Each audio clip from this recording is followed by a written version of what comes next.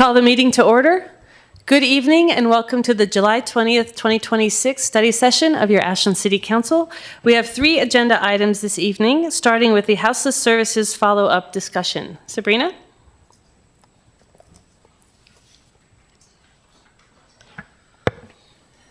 Thank you, Mayor.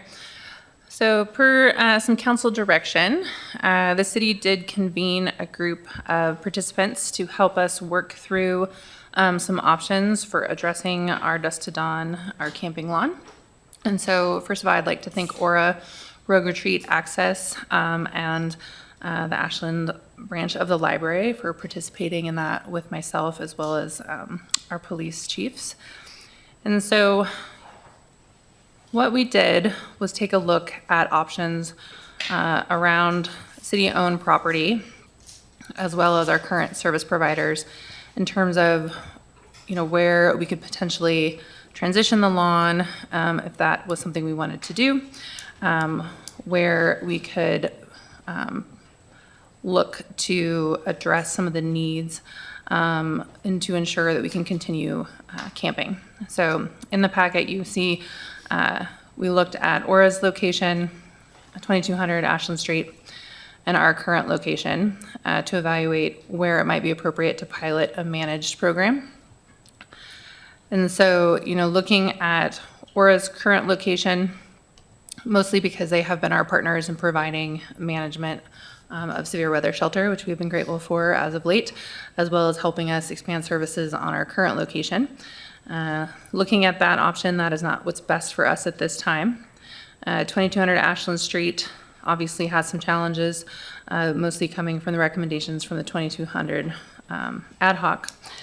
And then looking at our current location, and also thinking about timing, we really came to the conclusion that we would like to pilot partnering with Aura on managing that for the next 6 months, work with them on an agreement, what that management would look like and what the cost of that would be, and then bring that back to council. Questions? Councilor Bloom. So would this be working kind of alongside the previous conversation that we had about having kind of a long-term conversation about site location, rules, management, all of that? Would this be basically a placeholder until we get to that point? Yeah, I think it's really, we haven't had a managed lawn before, and so this would kind of allow us to learn what that would look like and what that would take. And so, working with Aura, and they haven't managed a lawn, to my knowledge. And so really, we don't know how it will go, the level of resources we'll need. And so I think that would allow us to kind of understand better what a managed lawn would look like. Mm-hmm. And then, does it make sense to keep it at that location? The city's quite limited in parcels of land that we own that would be viable for that. And so, I think it's what can we learn from working together? And is this a direction we want to go? Does management kind of help us work through some of the externalities and meet the needs as well? So quick follow-up. Yeah. And this is, to kind of all of us to think about what my concern is that we do this for 6 months and then we get a report back and then we say, okay, well, maybe we want to rethink this and do something. And then this just kind of becomes the perpetual status quo. And so it's my hope that we can actually maybe move forward with this, but at the same time, alongside that, be having discussions amongst ourselves about what that looks like and plug and play some of the elements we get from Aura and the feedback we get from Aura, so that when we hit that 6 months, maybe we can have like an actual plan of what to do instead of spinning our wheels for another 6 months. Councilor Kaplan? Thanks. I think that's a lot to think about, what Councilor Bloom just mentioned as well. I'm very much in favor of a pilot program for managing the lawn. That was one of my principal concerns, is that we actually bring management to it at wherever the lawn is, that we have some professional management of it through a social service agency that's got the experience and the know-how and is not approaching it as a policing effort, which is what our police naturally would do. My question, I guess, is managing a pilot program, that means, I assume that means that ORA then would set all the rules for how the lawn would be managed. Would the city be placing any parameters? We currently have certain parameters on the space. Would ORA need to renegotiate with the city, or would ORA just take over the responsibility for setting those rules from that point on, or would it be something that's sorted out over that 6-month period? Is that kind of the idea of figuring out what the management rules should be over 6 months? And then the other question I had, just to get the other thing on the table, is 6 months is January, in the middle of winter. Well, that'll be at a time when, of course, we'll have winter shelter open, hopefully, at 2200. So I'm curious about how you're envisioning a pilot program, and that goes really to Councilor Bloom's question, I think, as well. How we transition this, knowing that it's going to be a different season, very different challenges, so that we're not just caught flat-footed at the end of a pilot and really have planned for it. Yeah, so I think in terms of setting the parameters of the lawn, I think that's something that ORA and the city can work together through a formal agreement. I think we want to look to their input for what makes sense. They're well-versed in what they would need staffing-wise, and what would operationally work for that versus, we're not experts in that area. So, we would be looking for them to set parameters. In terms of the severe weather shelter, I think the lawn would still exist and still hope to be managed pending the outcome of the pilot, because even with the severe weather shelter, we have people who do not want to be in the severe weather shelter. So as long as we have our camping ordinance, we're going to need to have a space to some extent. A follow-up.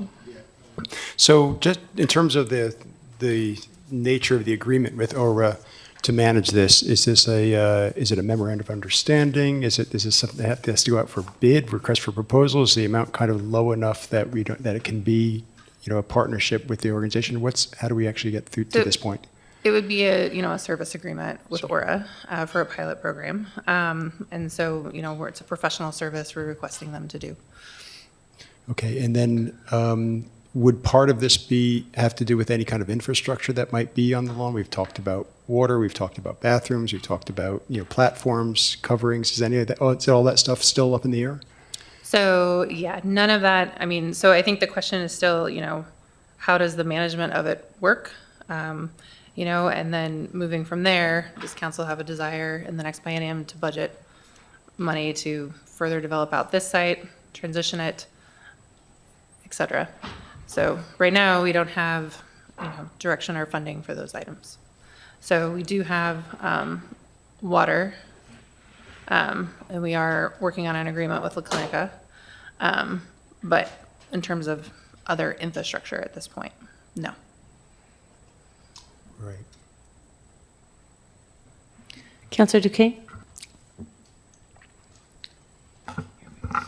Yeah, Councilor Kaplan pretty much touched on my questions. And because Aura is the expert here, and I heard you mention that it would be between council and Aura, would Aura get any input from the people who are on the night lawn? I think about the expertise and the people who live there, and I would be interested, I would be interested in seeing what that looks like, what Aura comes up with. I know this is a 6-month pilot, but I would like to see what that looks like, and I think right now maybe none of us know. I don't know. I'll put it like that. So I would like to see what that looks like, and when it comes time to, and I saw Dan kind of going like that, so I'm hoping that we can see what it looks like. And when it comes time to the 6 month and the transition from the night lawn into the winter, I believe that with Aura already being at the helm, it might be an easier transition and not so challenging. And then my question is something that Councilor Bloom brought up. In the process of these 6 months, I would like to move forward with the proposal that Councilor Bloom brought, 3 months ago? 2 months ago? I would like to see that come back to the agenda because this is temporary, it's not a solution. So that will be coming back to the agenda, Counselor. You'll bring it back? Thank you. So it seems to me that this is part of that. Is that right, Counselor? Go ahead. Yeah, if I could, yeah. So I mean, I think the goal was to do that, and then it was like, well, do we want to maybe do a hybrid of what I was proposing? And then it kind of fell by the wayside, and then thankfully this has come up. So, ideally, what I would like to see, if everybody's happy, is that we put a vote to the floor on language specifically that says for staff to go forward with a contract for the pilot program, and then the follow-up being that we continue to engage in that process, that long-term conversation. So that way it's formalized. Okay. I have a couple questions. The first is, I've heard mention a couple times here of the different winter shelters, and I think there's always confusion about the difference between a winter shelter where people have a place in the 2200 building every night versus a severe weather shelter. And I remember last year when we had the assistance from ORA with the funding, that it was made clear that that was one-time funding for 1 year, and that we didn't have, in fact, funding this year to open up a winter shelter, that we would still open the severe weather shelter on the nights when those thresholds were crossed. But do we have any other sort of an update? How should we be thinking about the upcoming winter? I don't have an update on that. Okay. So right now, we should plan for just having a severe weather shelter unless somehow some funding comes available from our partners to open a winter shelter. As long as we can find someone to operate the severe weather shelter. Right. Okay. So we shouldn't, I just want to make sure that we're not all assuming that what happened last year is going to happen again this year. So the other question is, when we say manage the night lawn, there's a variety of different things that we could mean with that, and a variety of different costs. And we have a limited budget. And so can you walk us through a little bit what we mean, or even just the broad brush strokes of what does it mean? Is it mostly helping people on and off, and with the bins and where the storage, or is it some kind? Is it a 24/7? Is it Nope. What is it? So it is helping people on and off the lawn, having a resource that is not PD at the site to help facilitate that, as well as connection with the storage. Yeah.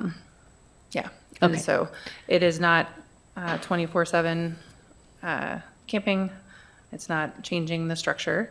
So it is the dusk to dawn lawn as we know it, but removing the police element to the policing side. And so if a person needs to be exited from the lawn or something needs to be reported, like there's a facilitation for that. Great, thank you. Councilor Hanson. Thank you, Mayor. I'm really glad to see this moving forward. And when we talk about management, we talk about moving away from police as the main contact. We talk about Aura coming in with more of a structured paid management role. I really appreciate all of this. We also talked about some infrastructure options, and I've got a question about cameras and security. But in general, I really like the way this is moving forward, and I really am impressed and also committed to this 6-month pilot. And have we thought about, or not thought about, have we planned for, and are we ready to implement a little bit better security? I know, we don't really have much in the way of security now. We talked about bringing in some cameras.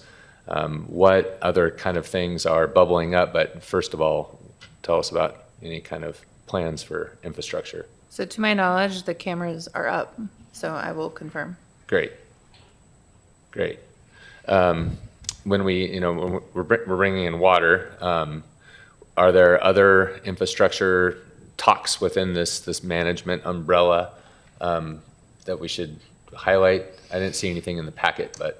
So we have a dumpster, we have porta potties, we have hand washing stations, we now have potable water. Yes. There will be potentially once a week health services on site in the afternoon. Okay. But beyond that, there is not discussion of expanding the infrastructure Okay. for the 6-month pilot. All right. Thank you. Great. Councilor Kaplan? Yeah, thanks, Mayor. And thanks for the clarification on the difference between a winter shelter and a severe weather shelter. I certainly did mean a winter shelter. That's been my policy preference for some time, to have a every night shelter in the winter for those 4 months. But I'm aware that what this council has authorized in the past, except for that 1 year, was a severe winter shelter as needed, given, despite the staffing challenges of that. But my policy preference, just to be clear, is to have a every night shelter.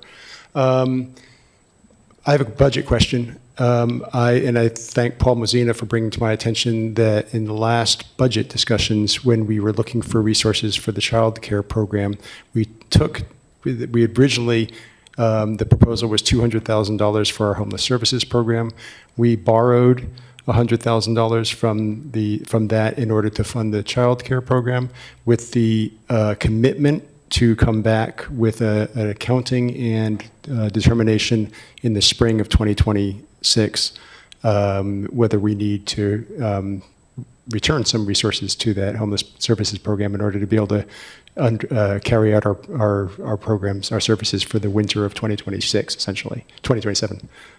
Can we get an update on that at some point? You probably don't have it at the top of your head, so. Yeah, I don't have that number, so I will need to, get with Aura to get an estimate of what this pilot program will cost, and B, solicit for severe weather shelter this winter and the cost for that before I'll know what we're looking at in terms of potentially pulling out of contingency. Okay, thank you. We're going to go to Councilor Sherrill first and then come back. Yeah, Councilor Okay, Sherrill. thank you, Mayor. Just a quick question on the pilot program. I mean, we're really lucky to have good managers and good directors here. I also see that we have several of our community members and our citizens and our residents of the lawn. Is there a possibility to potentially relax the rules? Or if not, can we make sure that people have the opportunity to email into us? So we're not just making a pilot program policy in a bubble, but we have some real feedback from people on the ground. Is there any possible way to hear from folks in this setting, Mayor? Well, we have 6 people who have signed up to speak, so we are going to hear from them once our questions are done. And then as far as their input, is it going to be put together? I'm not saying we need like a full working group or an ad hoc committee, but do we have a system set up to track this so we're able to implement some of the suggestions we get and track them? So I Go. think the community is always welcome to email council or the city manager's office. I know Aura speaks with them also, so I think it's to their comfort level on how they would like to work with us. Thank you. Councilor Bloom.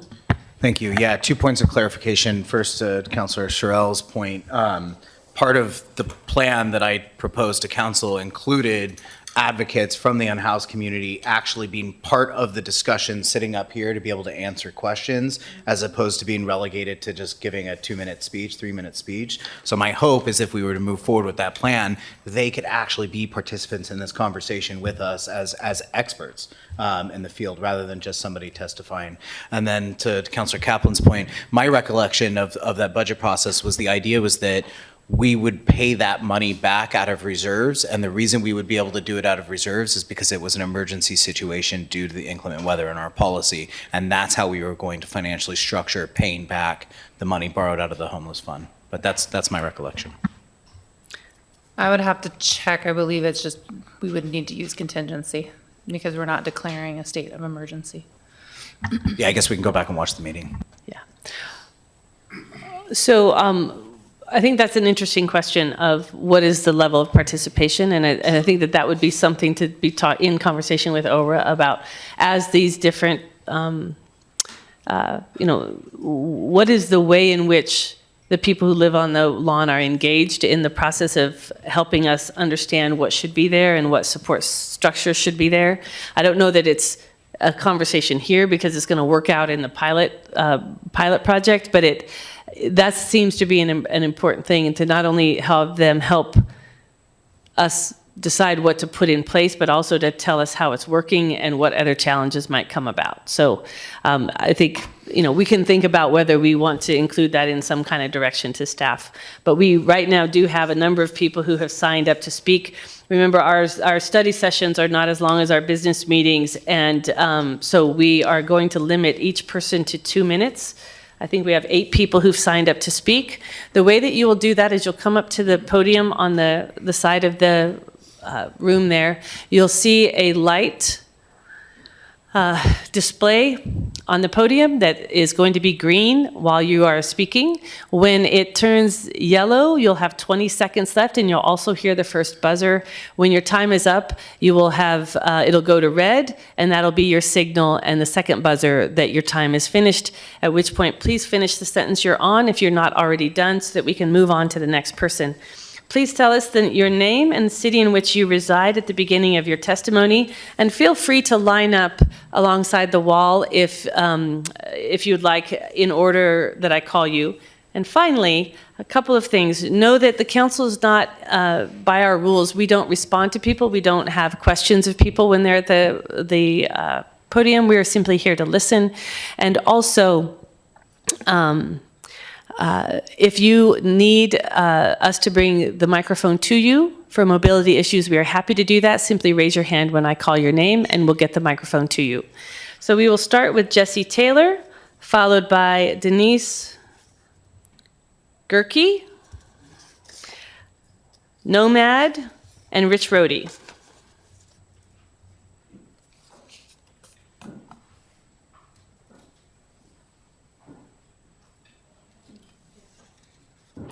Starting with Jesse Taylor.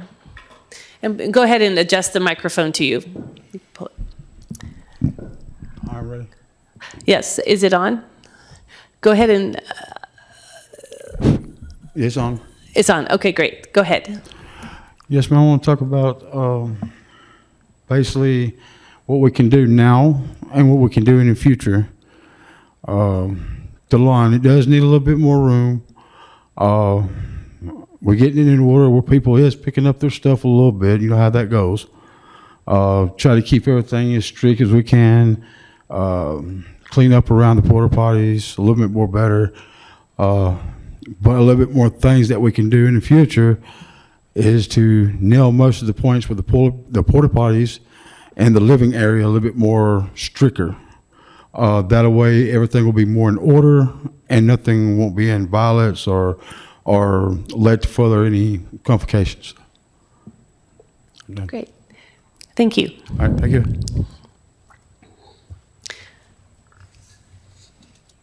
Hi, my name is Denise Gerke, and I'm an Ashland resident here on the Night Lawn. Not one person I've spoken to who's experiencing homelessness has ever told me they chose this life. Yet day after day, many of us remain without stable shelter, with very little respite, very little meaningful assistance, and what too often feels like a system focused more on managing the visibility of homelessness than addressing its causes. As temperatures continue to rise, I have witnessed people suffer heat-related medical emergencies, including seizures, every single day.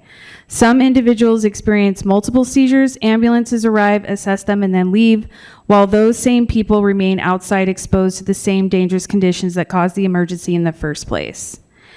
I would respectfully ask that the night lawners be permitted to keep their tents in place whenever temperatures reach 90 or higher. Many of the medical emergencies I have witnessed occur during the required tent takedown and setup periods when people must exert themselves in dangerous heat simply to dismantle and later rebuild the only shelter they have. Suspending that requirement during extreme temperatures could reduce heat-related illnesses, prevent unnecessary medical emergencies, and potentially save lives. I would like to mention that it would be a great idea to have a facilitator to kind of, organize the night lawn a little better. But I'm seeing major medical issues happening out here and every single day. So my concern is that the cooling shelter is 1.5 miles away. So we're having to walk in the heat to cool down. It just doesn't seem to match.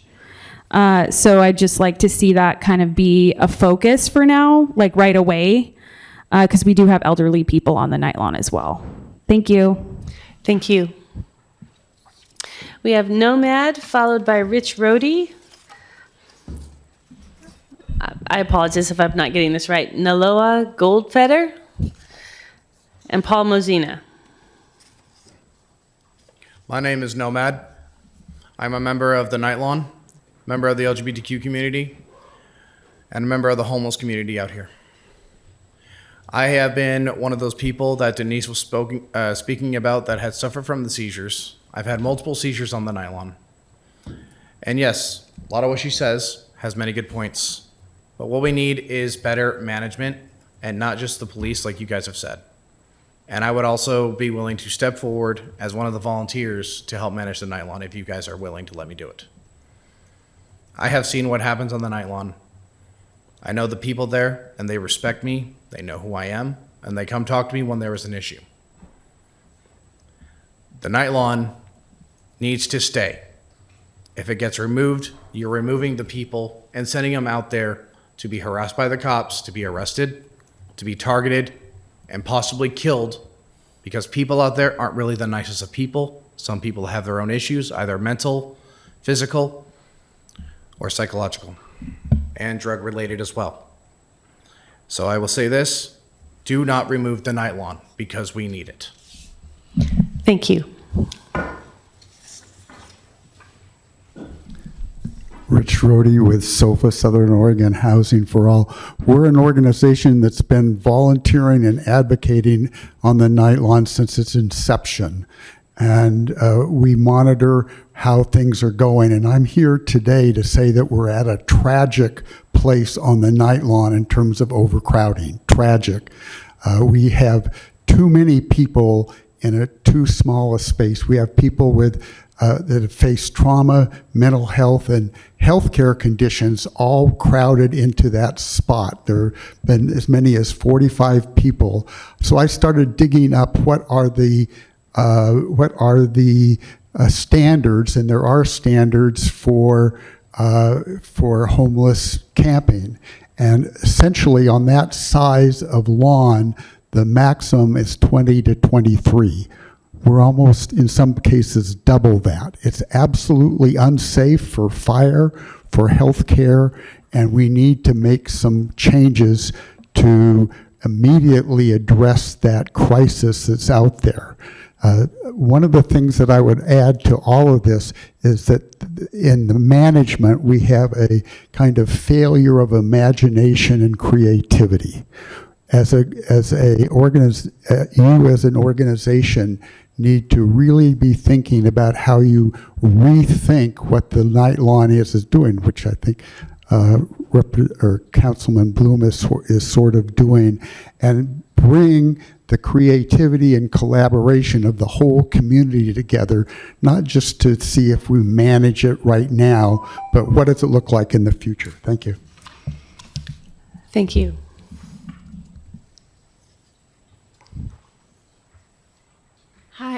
Hi, my name is Naba Goldfeder. I live in Talent. I work in Ashland as a street nurse. My opinions are my own. No matter where the nylon is, I also agree that it needs to be managed, and I thank you for council and mayor seemingly like you all agree with that.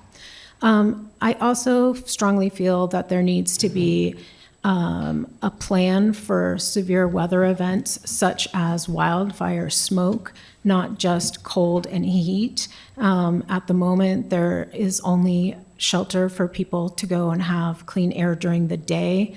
The library is already available for that, and I think there needs to be a 24-hour wildfire smoke plan for an emergency.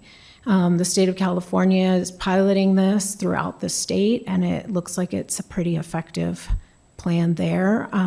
City of Ashland has on the website that they're asking people to stay indoors, and our unhoused community is extremely vulnerable. Wildfire smoke creates increase of use of emergency services, long-term health impacts, which makes rehousing and any kind of work much harder. I also believe that any kind of plan for another lawn or this one has to include emergency evacuation, a plan that the city agrees on and that emergency services is also participating with, not just leaving it, potentially leaving it in the service provider's hands could be effective, but I feel like all parties involved should be involved. And also, I strongly agree that a women's safe section needs to be included in the plan as well. Thank you. Thank you. We have Paul Mozina, followed by Debbie Neiswander and Kate Hartzell.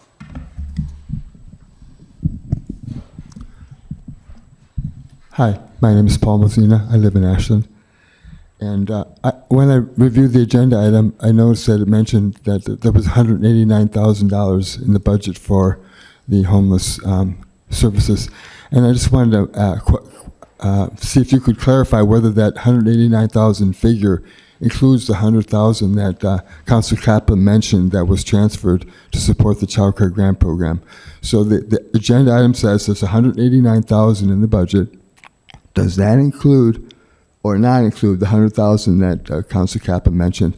And I'm glad you brought it up, Councilor Kaplan, and the city administrator's response, it made me think that you've already limited the scope of what you think is fundable, what should be funded, and that's whatever Aura says, that's what we'll fund. And it seems that decision seems to be ahead of the discussion with the people that live on the grounds.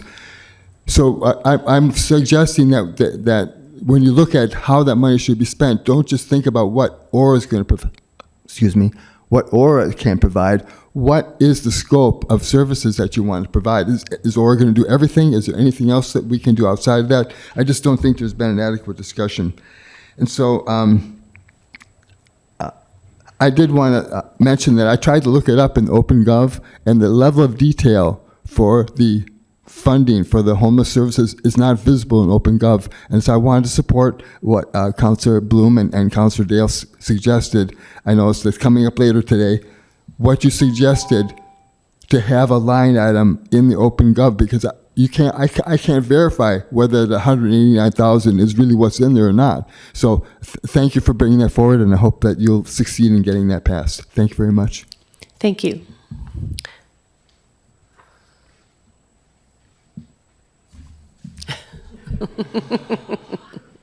Hello, Debbie Neiswander.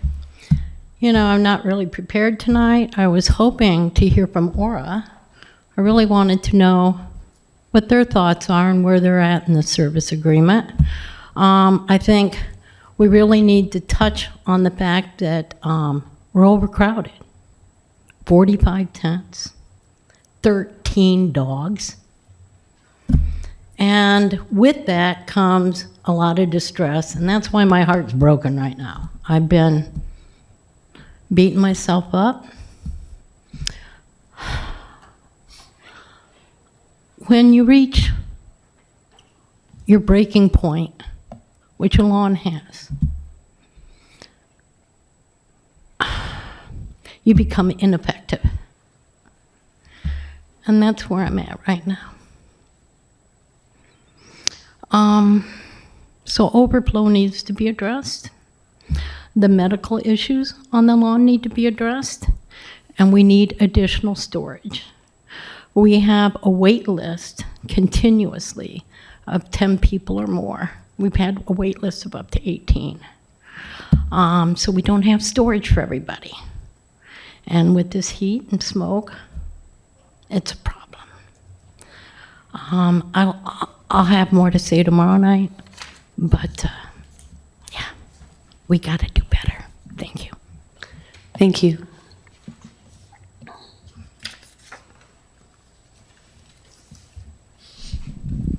Hi, Kate Hartzell. I live here. I'm glad to see movement. Thank you all. And process matters. I was really confused looking at the council packet, trying to figure out where we are. Like, I thought this was going to be the second meeting in your 5 thing, and I was like, great, what questions do we need to formulate? And I was like, I don't know where we are. So movement's good, but if you can try to do the communication in such a way that we know what the agenda is and what the questions are and what policy, that will help a lot. Second, I requested last night a copy of the draft MOU or whatever is shaping up, and information about who was involved. If you all would be willing to direct staff to make that public, then I'll withdraw that public records request. I think in the interest of transparency, it's important for us to kind of all be on the same page as we move forward on these agreements so that we know what's being agreed to and what's being arranged for and what's missing. What do we need to advocate for? Thank you to those who spoke tonight on the need for public involvement and the importance of not just doing the bureaucratic involvement, but those who are doing line item, like I'm still meeting people, like that are supplying fruit and food and all this. There's a lot of your constituency that's involved in this, and it's good to hear from them as well as unhoused people. Primary concerns for me, and I put a letter out to you if you can look at that when you have time. The legal questions still stand.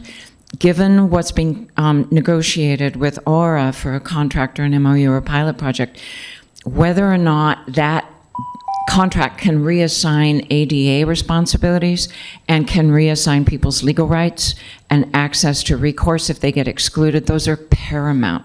So please track those. Please make sure that that doesn't get somehow included and reassigned, because I have had indications where the city would love to offload that stuff. We can't do that. Thank you. Any follow-up questions of staff? Councilor Bloom? Yeah, just real quick. My understanding is that there is no contract yet because it still needs to be negotiated. There is no contracts, and all our contracts are public on Laserfish. And when that contract, will it come before council, or is it below the amount, so it'll just be uploaded on Laserfish? It will be uploaded on Laserfish. Oh, So I okay. think if you give direction tonight that staff can go forward and work with Aura to get the pilot going, we'll go ahead and move to do that, and then that agreement will be in Laserfish. Awesome. And one quick follow-up. Will you be putting out, like, in the city news or some kind of communication so people know that the contract is uploaded on Laserfish? Yeah, we can do that. Awesome. Councilor Hanson? Thanks, Mayor. Thank you for testimony, everybody. I appreciate the input. When we think about regional solutions for houselessness, we lean on our neighbors. And I'm distressed to find out that there are a lot of people on the Nightlawn right now. And I'm curious what we're doing and what we can do to help regionalize a solution like now for people. How can we find resources for people in other communities that have, our neighboring communities that have, more space? Because we can't do all this by ourselves. I think most of us agree to that. But how can we reach out and help people now? So I think this is where partnering with Aura will be particularly helpful, because they do have contacts with Rogue Retreat and Access and other service providers. I think, to be completely honest, the need will continually outpace the availability. Right. And so I think a great next step for us is to work with a service provider who has that network and can help navigate that better than we currently can. Okay.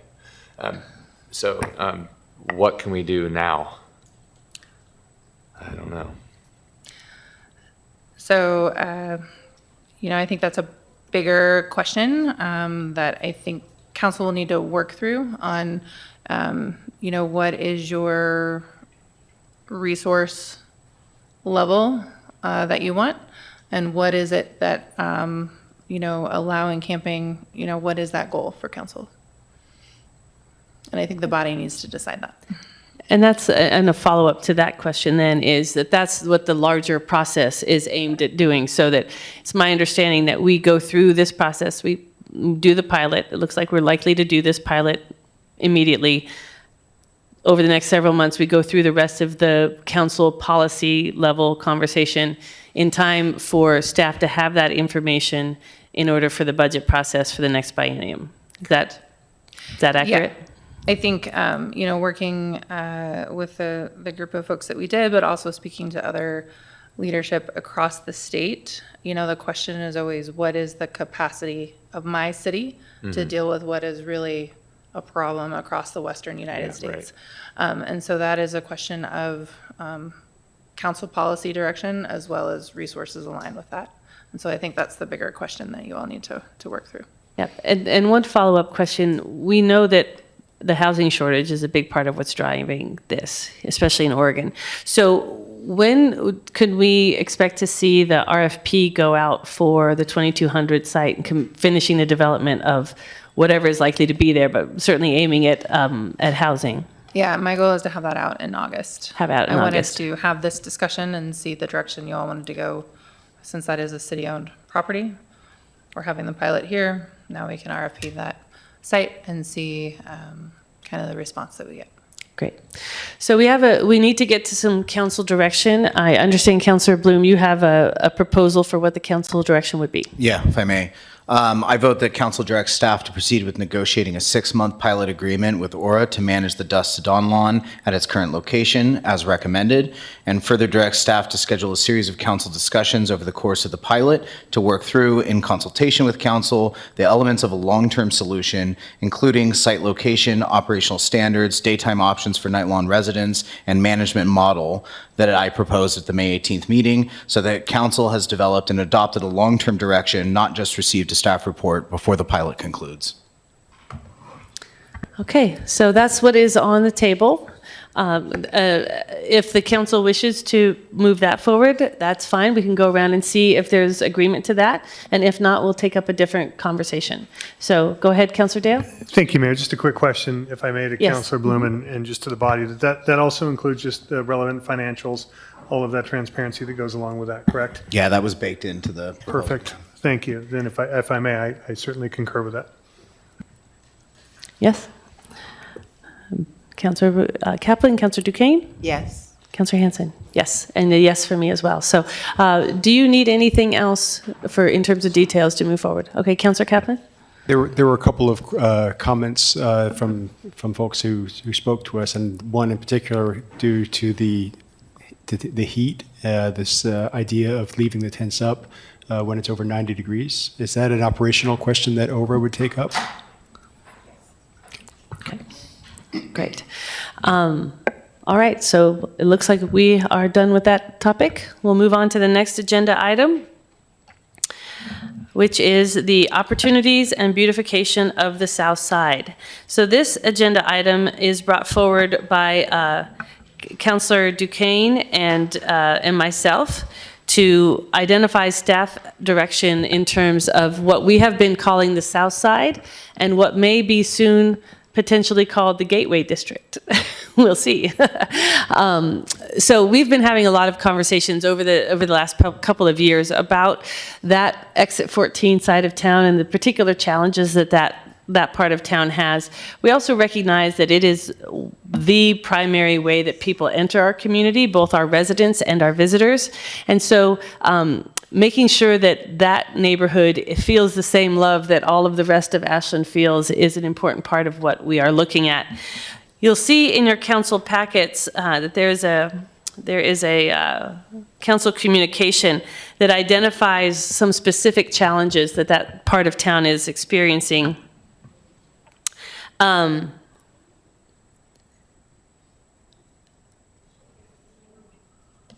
And so there's a couple of things. The removal of the rocks and cleaning the bike lanes, those should be under the potential actions proposed. But in any event, you'll see these are issues that we've been talking about for quite some time.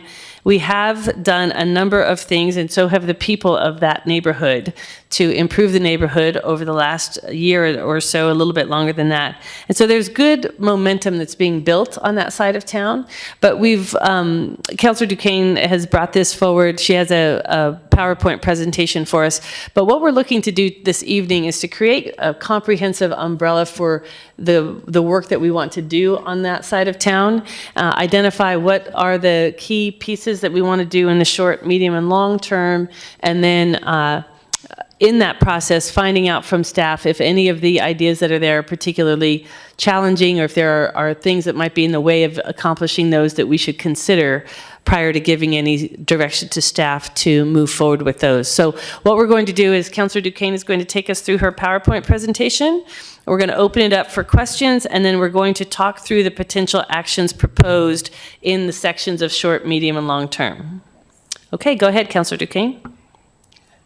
So before we jump into the presentation that we put together, I would just like to say that part of the reason why I wanted to be on council is because there were many missed opportunities that I saw happening in Ashland. And I do not want the southeast side of Ashland to be another missed opportunity. So this is more than beautification. It's about economic growth, and it's about workforce housing. This is the opportunity here in Ashland where we can grow our density. This body, we changed the zoning. We have the climate-friendly area. It has so much access to growth. And just because we grow doesn't mean we have to lose our identity. And I think that's been a concern. But as we start on our slide presentation, and we can go to number 1. Alyssa, thank you. So in the presentation, you'll see the gateway area, and we're starting at exit 14. So exit 14 at the freeway, some of the things that we looked at is the lack of charm. And speaking of the gateway, exit 14 is the entrance to Ashland and the entrance to Oregon. And we want to bring that continuity in and the charm to the Southside, not just for our tourists, but for the community that lives there. So working with ODOT to help clean up this entrance, that's part of our list of things to do. And then we see on our last slide a really pretty median. So it's more than the median. Thank you. The next one we can see here on this slide, looking at the lack of weed abatement, looking at the lack of curb appeal, looking at our bike lanes, and the things that don't make first impressions attractive at all. And if we want businesses to come, we want businesses to feel good about, I'm bringing my business here, I feel good about the neighborhood. I'm bringing my kid here to go to SOU, I feel good about the neighborhood. Next, please. And this is more of the exit, and we are now up to Tolman Creek. And as we go down Tolman Creek, there's Tolman Creek, there's Independence Way, opportunity to bring businesses in with with living wages and benefits to young folks. I went and I did a walkthrough, and it's really nice over there. I saw capacity for buildings that can hold 100 people, 50 people easily. Next one, please, thank you. And this just goes to show what's happening so far. So, shopping cart I was very impressed with. And then there's some of the buildings that are on Independence Way, Les Schwab, Aura's done a facelift. So these are some things that are happening, but there's so much more that's needed there to make it welcoming. And these are some really cool images that are indicative to us. These shrubs, they are easy on the water, easy on the eyes, beautification, and this is what we need. Okay, next one, please, Alyssa, thank you.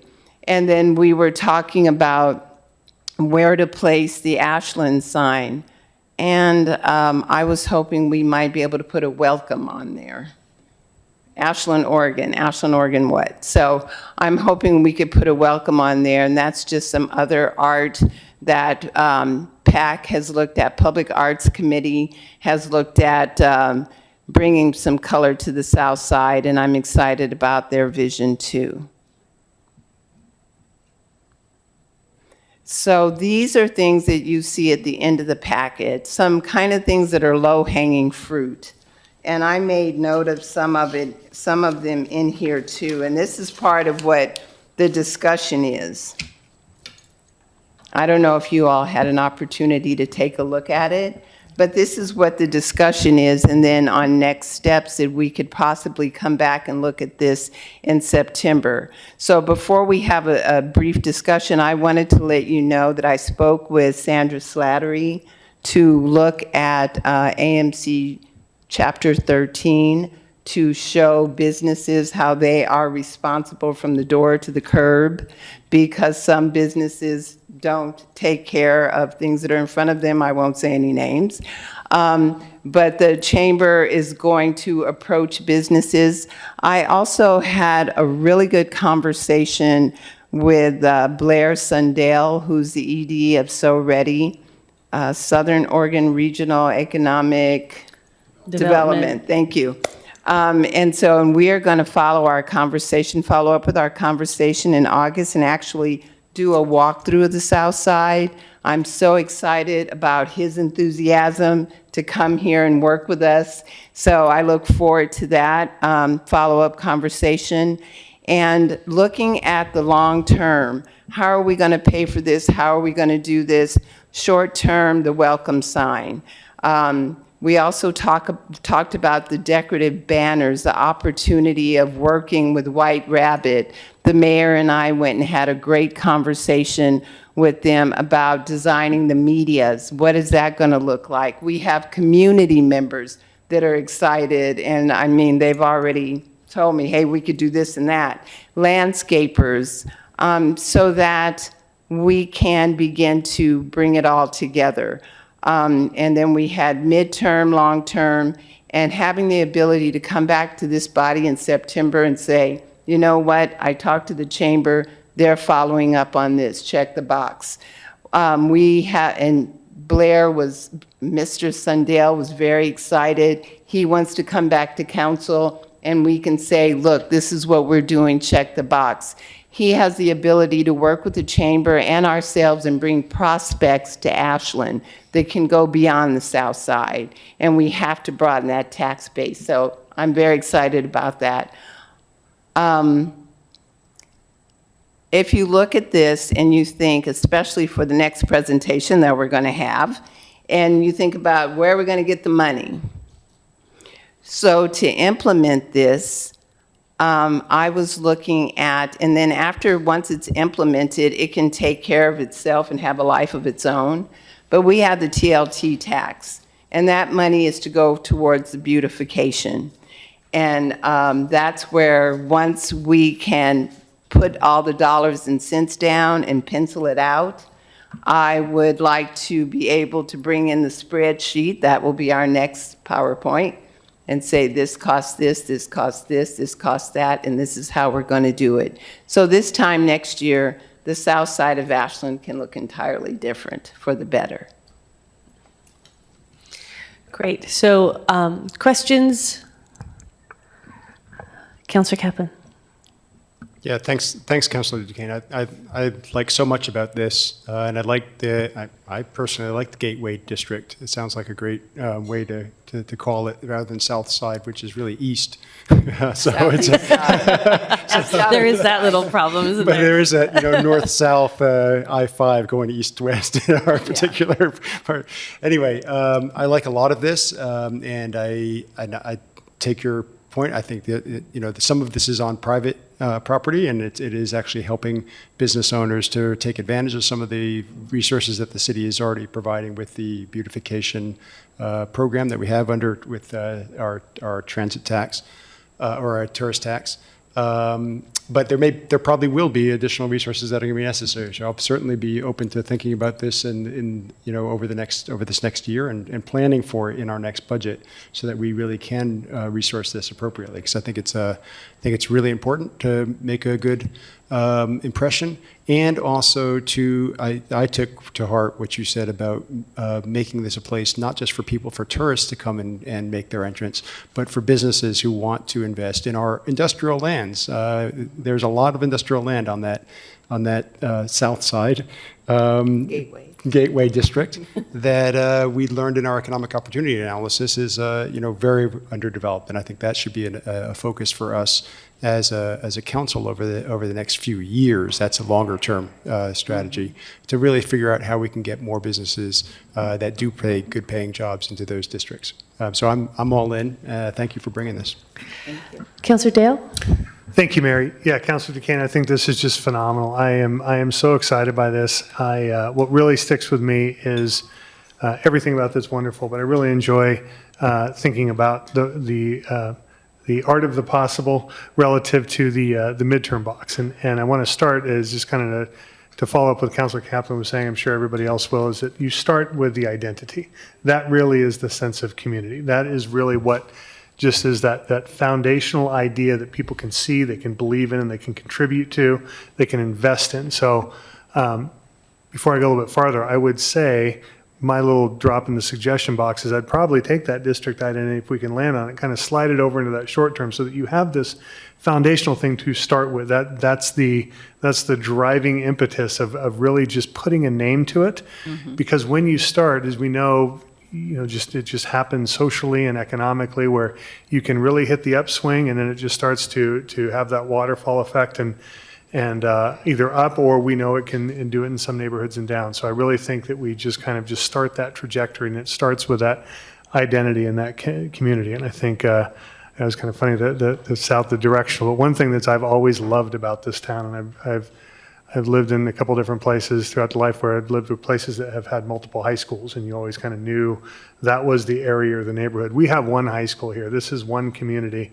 And while there's just different areas, I just love that it all kind of comes together with this, and it is Ashland, but the districts are just wonderful. And then I'll follow and just by saying the economic development is so incredibly important. And I know we have a lot of things on the horizon with that, so that is really where we just need to sink our teeth into and really just collaborate, staff, partners, us, whatever we can do to be able to really kickstart that engine. I think it's going to be, I'm looking forward to a few years from here. It's not even going to look the same. Yeah, thank you. Councilor Hanson. Yeah, I too. I'm glad to see this on the agenda, and I'm glad you're bringing it formally here. We have exit 6 coming off of Siskiyou Boulevard. It's quaint and it's pretty, and it's got its own feel to it. But 14 has just that industrial gas station. And it's too bad we have so much vibrancy on the Gateway community. I mean, we're building all of our current, affordable housing and future workforce housing is going to be in this zone. And when we look at Croman, also up there, I hope that there's going to be more vibrancy and more, just these indicators too. But then also public art. The thing that we talk about a lot in this chamber, well, not enough really, is bringing more public art to the community. But this part of the community especially needs more public art. I'm really excited to see the park being built on East Main and see that development and see more safe routes for kids and all that's happening there.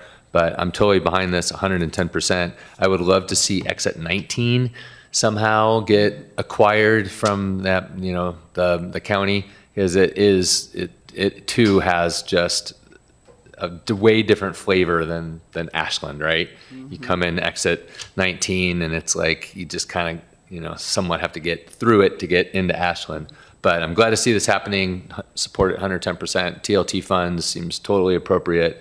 Getting the chamber involved seems totally appropriate. Expanding the chamber more to this Gateway community is also more appropriate. So thank you. Thank you. Councilor Bloom. Yeah, thanks.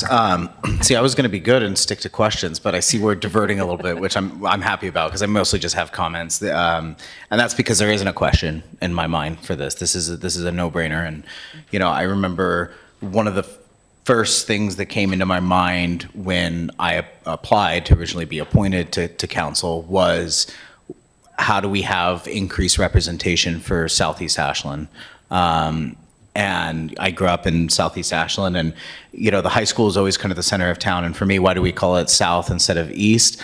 Literally, being raised as kids, it was, where are you from? Are you on the south side of Ashland or the north side of Ashland? So maybe it's just one of those things that was in the zeitgeist. But no, this is great. I would agree, Councilor Dale, the district identity, I think moving to short term, I think that it's a really good way to kind of sell the idea to potentially get more funding, not just from TLT, but going after potential state grants. How could the state of Oregon sit back and say we shouldn't give money to the first town as you come into Oregon from one of the most populated states in the country, with being California? So I think that there's huge potential here, and obviously as much as we can get from them, shift a little bit of the burden off of us is great.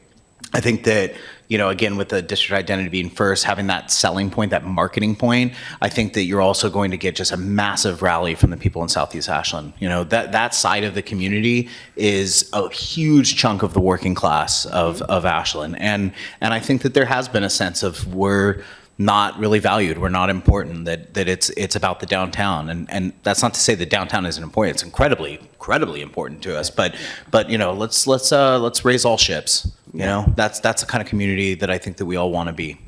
So thank you, both of you. Councillor Sherrill. Thanks, Mayor, and thank you and Councillor DeQuinn for bringing this forward. This is great. You always said that the south side of Ashland doesn't look like the postcard, and I think those pictures would make both great postcards. And looking at the head slide, Southside Beautification, and it's the picture of the north side. So I just thought that was ironic. And there's a lot of private property there too. That those same rules apply to residential property where you maintain the park row out to the curb and you maintain the sidewalk. And I think that the branding that you're going for with the idea of a special district there, at least in title, is awesome. So who wouldn't support this? And something that I'd like to kind of put a bow on it is that I appreciate everybody's feedback, and looking at all of the opportunity here, going from exit 14 all the way up to Siskiyou. We all know that Ashland Street is our most traveled corridor. I mean, it gets some serious use. So to be able to I have tons of suggestions from our neighbors and the people who live here that I will share with a working group that the mayor and I have talked about putting together with community members to get their input so that we can partner with White Rabbit and really bring this up to fruition. I love that everybody enjoys the idea of Gateway District because, like you said, then we can start to build the story of what is the Gateway District. This is us. And then just one question to kind of follow up. It looks like a lot of this is going to be labor, and we already have the sign, and a lot of it is going to be on the back of the landowner. Do you have any rough idea of what it might cost to initially get this beautification off the ground, and maybe a rough idea of what it might cost to maintain it out of the TOT? When this is why I want to bring it back, because a lot of this is it's not necessarily on the city, it's on that property owner. If you look at the corner of Walker and Ashland Street, there's a closed Starbucks. It looks terrible. And so I kind of took it upon myself. And you are a property management company. If you're a property management company, you want somebody to rent this. You want somebody. So I sent him a picture of it. He had no idea what it looked like because he doesn't live here. He's in Portland, this property management company. So I think it's important that, it's a measure of accountability. It's a measure of knowing what you're responsible for. And it's the buy-in of the community. So when we come back in September, that's what I said I would like the PowerPoint to look entirely different with a spreadsheet of, we have X amount of islands, this is the cost.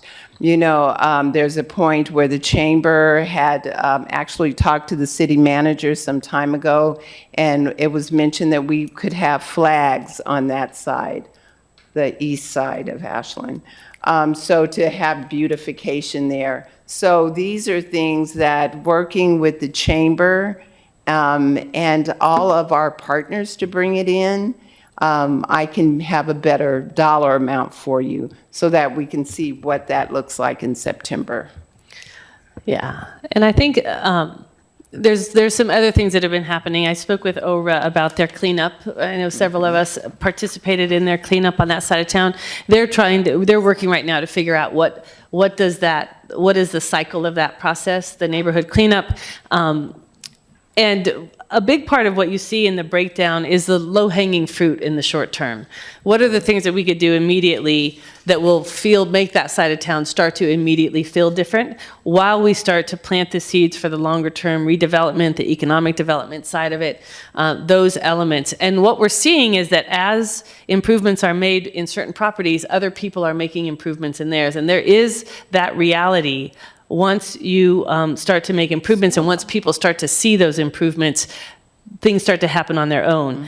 I think one of the things that has become very obvious in this last bit of time is that with ODOT repairing that road and putting in the new medians that have the little orange cones, and now all the medians are gone over the overpass, there is a massive concrete feel to that roadway. It's always been the widest roadway we have, but it feels different even now with the changes that have been made, and it makes it even more obvious what needs to be done on that side of town. So what I've heard today, a couple of suggestions to move up the question of the district identity into that 3-month time frame. And I wanted to ask Sabrina, do you see anything in here, especially in the short-term list, that is problematic from a staff angle? So in here, we put, weed abatement focused by code enforcement, but we wouldn't want code enforcement focused there if there's a higher risk place that code enforcement needs to be focused on. Yeah, I think I'd have to speak with the enforcement folks to see where their focus is right now. So you could let us know if there's a public safety problem with that. And then the other thing that is on here that you'll notice is that the medians is actually the medians all the way through town. And we know that that's a big question. We know that we need to change those. We can just drive by them and see. It's too hot these days. We pay people to get rid of their grass. We've already decided that we need to make some changes to that. We had discussed having some kind of an ad hoc committee to take the ideas that had come in from the public, sent in a lot of really interesting ideas. But we, as Councilor Duquesne mentioned, we've been talking with the folks at White Rabbit about doing kind of a day workshop of bringing those ideas together to bring something forward that would hit on all those targets that we have.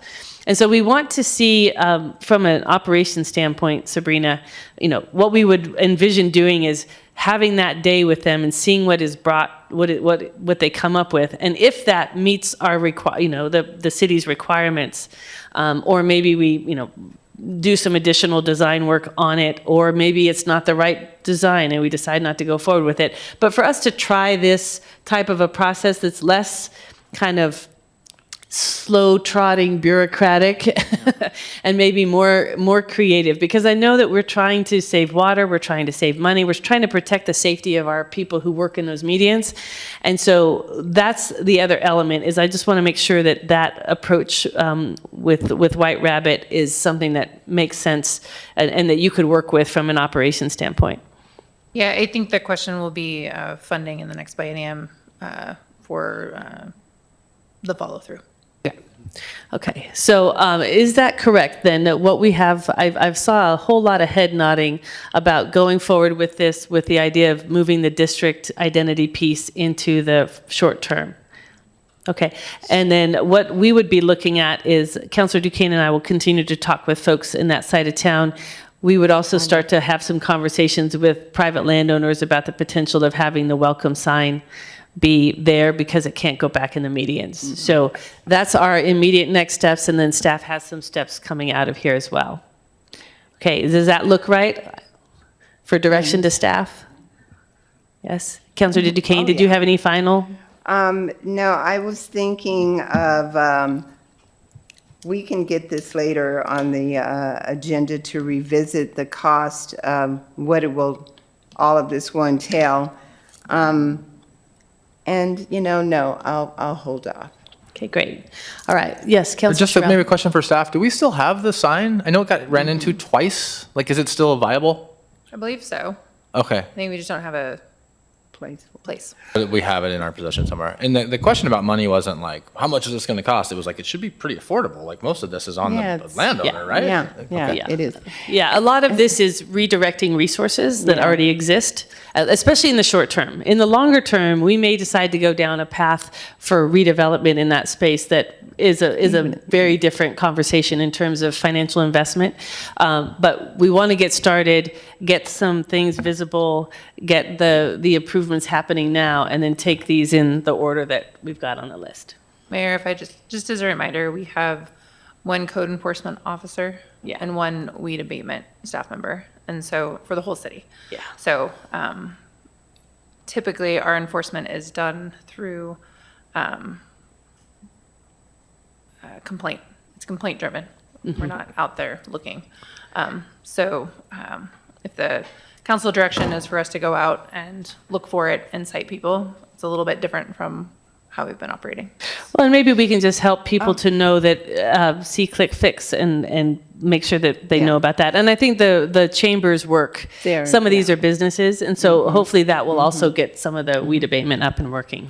A lot of it is business, and some of it is ODOT. Yeah, Some of it is ODOT. So, it's a matter of maybe the city reaching out to ODOT, but the see, click, fix is important for everybody to utilize. Yeah. But this is low-hanging fruit, and it's not a bazillion dollars. It can be done. Councilor Bloom. If I may too, I think that this isn't a binary of do you want us to just go and start enforcing this on everybody? I think that there's really hey, let's go out, maybe spend a week or two with code enforcement and weed abatement, hit all of these places and say, hey, the city's really going to be stepping up enforcement of these codes, so we just wanted to give you a heads up and let you know before that starts happening, and then kind of see if some corrective action happens before laying down the hammer on everybody. Well, and I wonder too if because this is a public safety emergency preparedness piece, if CERT volunteers might be willing to go by and drop door hangers or drop informational pieces to make sure people know what their responsibilities are.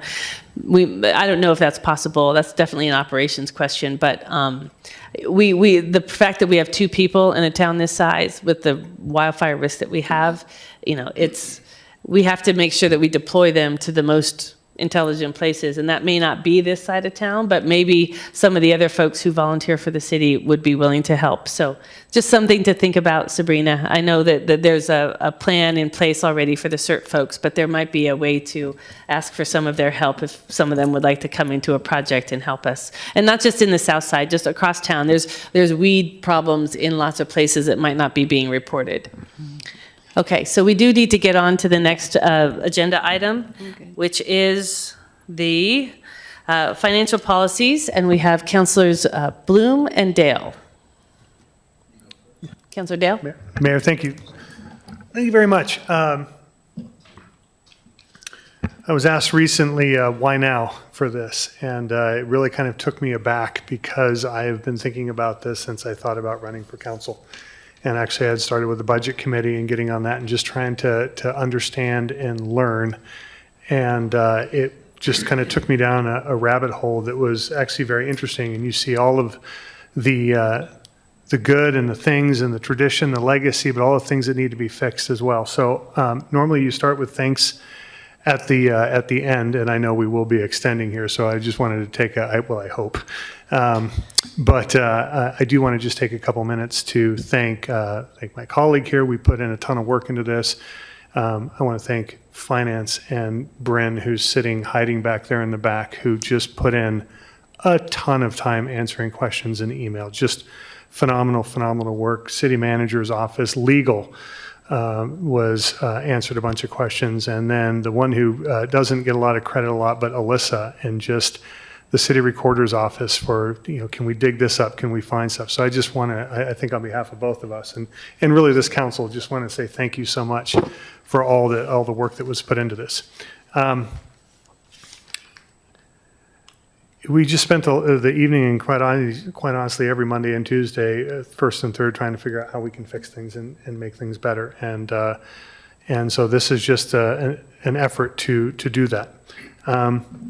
I also want to set up the timing about this. One of the things that I've learned the hard way, speaking for myself, is all of the work that goes into the budget. When you get to the budget committee, a lot of that stuff has been done. You don't realize all the stuff that staff has been doing for the past 6, 9+ months. And to be able to get there and go, oh, we need to adjust this, it is a whole bunch of unwinding. Not that it shouldn't be done, but it would be so much easier if we had figured this out and put structure in place in the first place to be able to see ourselves through. It's about forecasting. It's about setting Ashland up for long-term vibrancy. It's about trust. Costs are rising. That is not lost on anybody. And so what we want to answer as well through this process is to be able to ultimately, through this process, is to convey the value we hope that people are getting from what we're trying to do to citizens. So with that, I'll skip a lot of the background stuff. Councilor Bloom, if I may, Mayor. Yes. Well said. That's why I said you go first. I want to echo the thanks to all the staff that helped put this together. And, it's interesting. I think that the important thing to understand is that there isn't, there might be some that want to pull some kind of idea out here that something nefarious or bad was happening, and that's not it. What the reality of this is that the city of Ashland went through some significant challenges with COVID and really had to do a lot to kind of claw our way back and make do with what was available to us in our finances and the money that we had. And that led us into the process of using ending fund balance to kind of cover operations and to kind of continue on.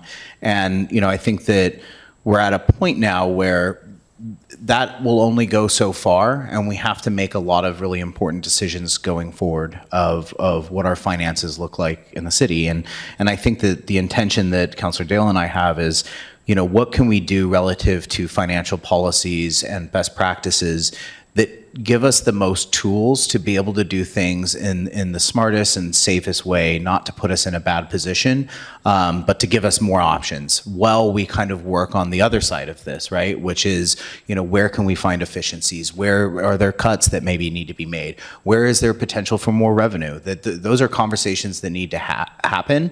But first, we need a really good system in place to protect us in the short term. And so that's kind of what you'll see being presented today, and I hope that it's entertaining. Okay. Councilor Dale? I will, I don't know if I can rise to the level of entertaining, but so I guess I would start, and I don't know, I guess everybody has it, Alyssa. I don't know if you wanted to put it up there or not, or if you don't, that's okay, but we can kind of talk through it. But I think this might be worth it a little bit so that we can do this. While she's doing that, and thank you, Alyssa, I appreciate it. The first handful of slides are just background information and kind of how we got here, what's going on. To Councilor Bloom's point, a lot of this, when you hear COVID, you think, gosh, are we really using that as an excuse? But it's true. There was a ton of money that was put in there. There were some decisions made that were prior to the 7 of us sitting up here. And that's okay, that we were working through a very difficult situation, but we're at the point now where our policies don't really match what we're trying to do here. So if you can go forward, continue, I'm not gonna read Alyssa, thank you. If you could go to slide, you can just kind of go through, we'll get up to. You already lost one, Councilor Dale. I lost what? You gotta have your game check. Hey, look, this is, You're talking about money, Okay. All right. Well, then let's skip ahead. Let's go to actions to take. Anybody that needs some background can actually go through this. And staff went through this and blessed it and agreed with our analysis, added some stuff, and so I think we're really in alignment here. But anyway, let's just kind of move forward. Because apparently we need brevity here. So really what this first, we'll call it a motion, but really it's a staff direction is, and we separated this out into bite-sized pieces so that we didn't create any issues that would be too complex. It was just very simple, very, very easy to follow. And if you'd go to the next slide, if you don't mind, Alyssa, thank you. This is really from GFOA. This is a best practices. Jeff, you want to just tell folks what GFOA is? Oh, I'm sorry. That's the Governance Finance Officers Association. So basically, yes, thank you, Mayor. Really is just kind of the financial body that works with municipalities and other government organizations for best practices. And very quickly, we had a policy that said, look, if you get below a certain amount, which was very low, we actually lowered it in 2023, which was good because we don't want to be a savings account. We actually want to use funds for essential services. But if we're not looking out in front and we're just doing the business of the city, we can get close, so we can have that downward trajectory. And what we were worried about was you get that close and then we're already kind of in crisis mode. Likewise, we had the other side of that policy was if our general fund went above a certain amount, we would then contribute some to the reserve fund and capital and so forth. And the current policy, that number was so high, it was 50% of our last three actual operating expenses. And we just never reached it. And so what was happening was, and staff was calling this out, is we've got to start investing in our reserve. We have to start investing in our capital. We have all these services. So what we wanted to do was to be able to just kind of redefine a structure, just design a new idea that basically said, what's our sweet spot? Where do we want our general fund to float at?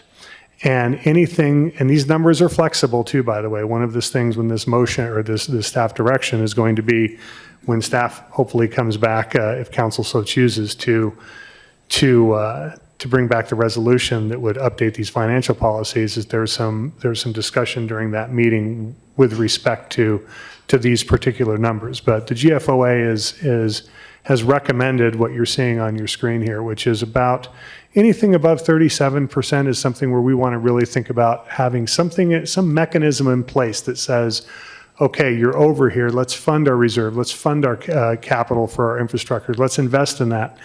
And then there's kind of a soft deck, for lack of a better term, which is that 20%, which says, hey, when we broach this, that's kind of this caution zone. We need to start, that triggers a mechanism that says, let's start making decisions about what's going on. We may want it to do that. We may have planned for it, we may have not, but the point is we're going to talk about it, and we're going to come up with an actionable plan between council and staff. So, any questions on that? Councillor Kaplan? Yeah. Thanks. Yeah, I have questions. First of all, thank you to both of you for putting this together, for tracking down and working with staff to put some realism around what's been happening. There's been lots of questions about it in the past, and I think you were able to successfully take out some of the one-time expenditures from the ongoing expenditures. We all know that we've got an imbalance between ongoing expenses and revenues. So the fact that, and you've not shown any of these slides, but they're in there, so I did want to acknowledge that. I think I appreciate this attention to the fund balance. My question is because I'm not really seeing that fund balance in many places is the reserve. We actually have a fund balance and a reserve, a general reserve that's outside of the fund balance, and this is all about transferring resources to a reserve fund when certain levels are lit, reserves or a capital fund. But I'm not seeing that as something that's a recommended best practice. What I have seen from GFOA is the 2 months expenditures as a floor, and not a floor for emergency, for crisis, but a floor for once that gets hit, to bring that back above that reserve level, and they call it a reserve level, within the next 1 to 3 years. I don't think we should be doing that. I appreciate a much more conservative approach to hold a higher buffer without going for a huge buffer. But I would like a little bit more clarity from you guys about these numbers that you're setting. Sure. Thank you, Mayor. Yeah, so great point, Councilor Kaplan. And I think one of the things that we probably should kind of go back up to the top, and really we tend to use the word reserve, and I think what happens is we use it in different contexts. So in one context, it is the reserve fund, where that is we're pulling the ripcord, there is a legit emergency, we've declared an emergency, there's so forth. Then there's the reserves, which you would say, there's the reserves, we would use maybe the word cushion. that we would say, well, we don't want to dip down into our reserves, but it's not a reserve as if you were thinking about a reserve fund.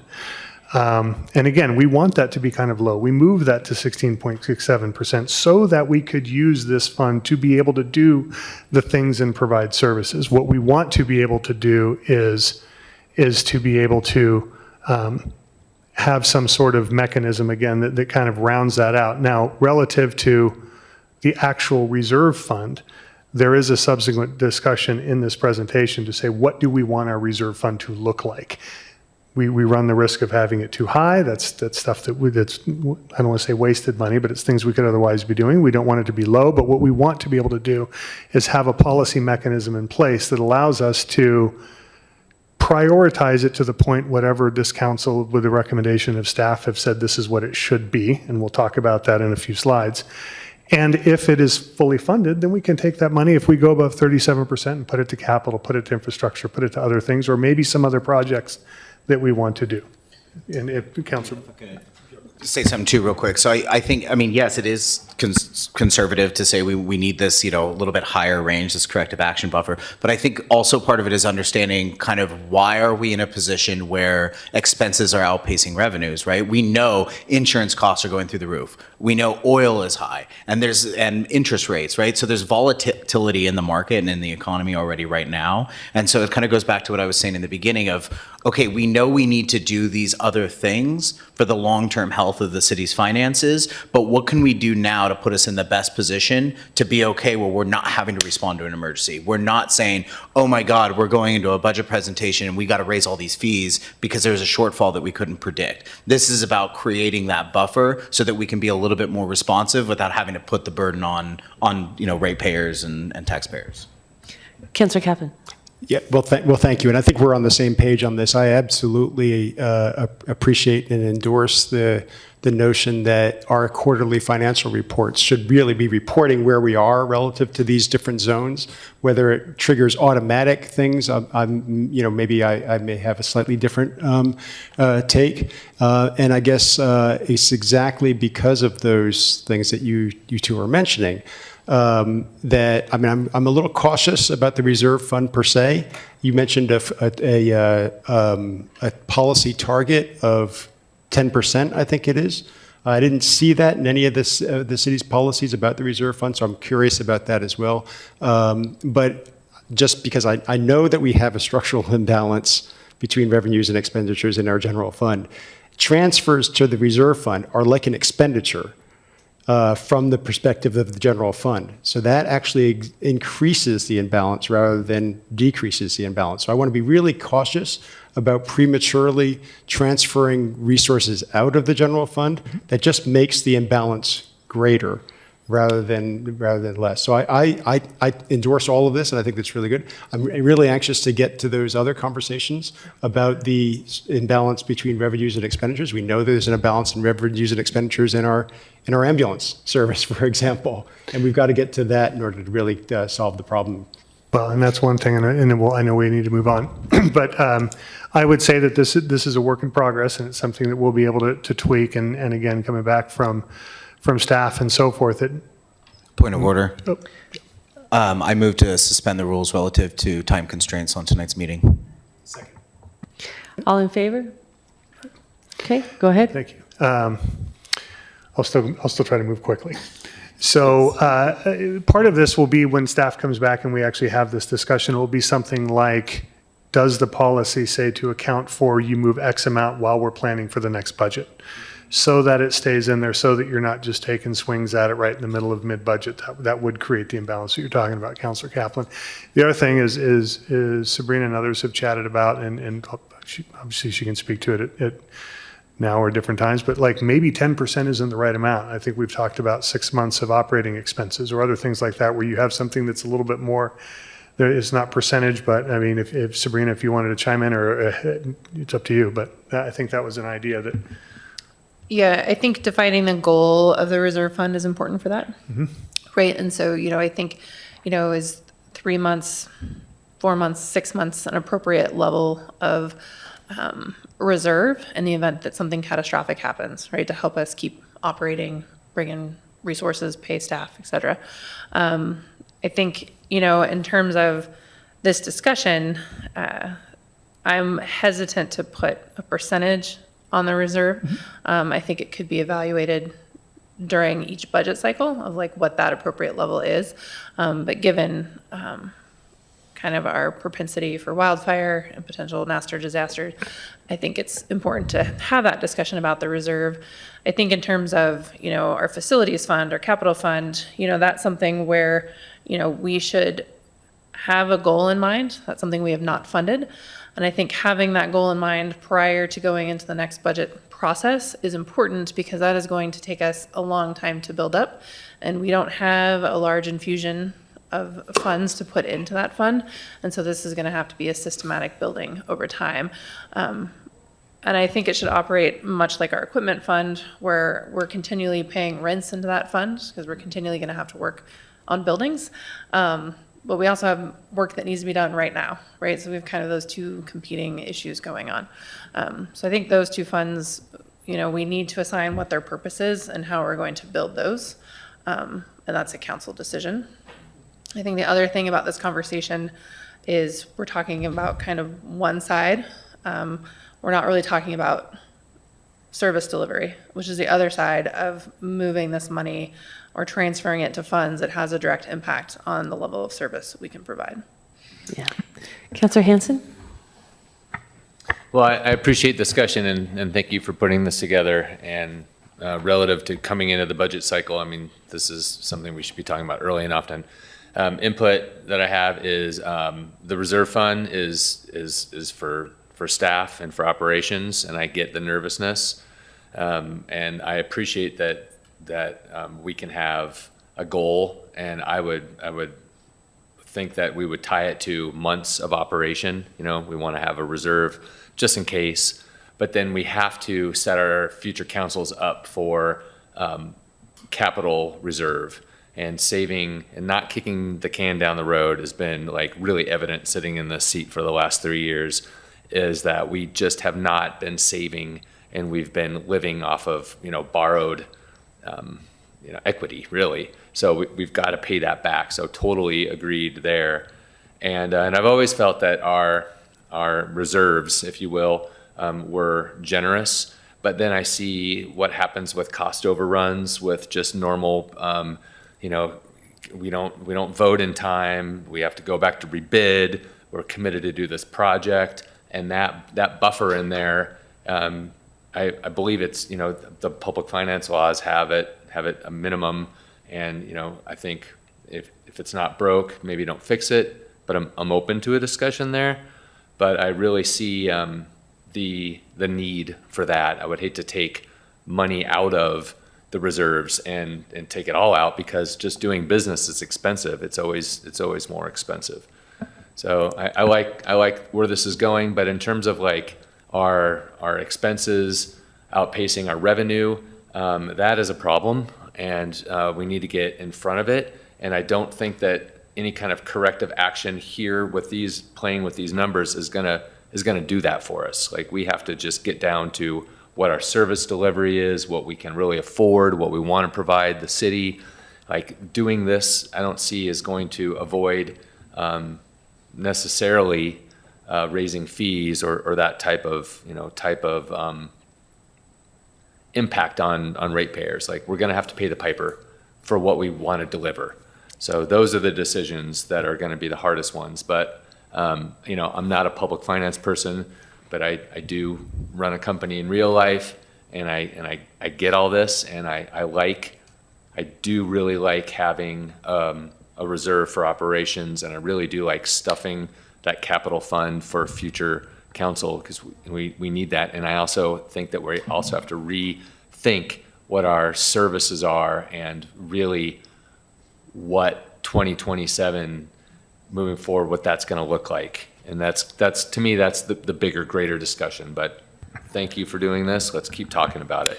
Yeah, and I would just also like to add my thanks. We've been having this conversation for a long time, and this same conversation is happening in pretty much every single city in Oregon, because what happened, we've had this, what we call the structural deficit, which is that our tax base cannot keep up It can only grow by 3% a year.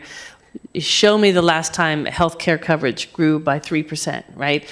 When we see inflation numbers at 9%, when we see these different kinds of things that move those expenses so much faster than our revenue can keep up, it is a constant chasing game. And what our community and lots of other communities have decided to do in that space is not to cut services, but to defer maintenance, to not capitalize those buildings. And we have it in front of us with our facilities maintenance plan, is that has been the way that we've done it, so that we don't have to take those services away from our community, especially the services that people really, really care about and are important to their livelihoods and their lives. And so I think being able to come into this next budget cycle with some structural elements in here where we can understand better in the long run where we've put things, where we know why our reserve fund is the size it is, or why we aim for it to be that size, where we know how are we going to pay repairs because we have an asset management plan that's telling us how much money needs to be in that budget for repairs. Those are the elements that we need to have, because otherwise we're just kind of shooting blind in the budget process. And so I appreciate that. I know we're going to talk about this a little bit later, but I want to just put a pin in that the financial world's analysis of how much money a community should have in its reserve fund does not take into account higher numbers of disasters, nor does it take into account what the federal government has done with FEMA in terms of not bringing as much assistance and in terms of raising the threshold for how big the disaster has to be before you can actually get any money. And so there are lots of conversations that I think we need to dig into deeply as we go into that process. So I want to give this back over to our presenters. We want to take these one by one, but we want to go ahead and move through them. So is there anything else here? Is that Go what ahead. you would like to just take these We one need by to take one? them one by one. Yeah, I totally agree. Can I make just a quick point? Since it came up earlier, I mean, I think that this is something to take into consideration as well. We've seen the forecast, right?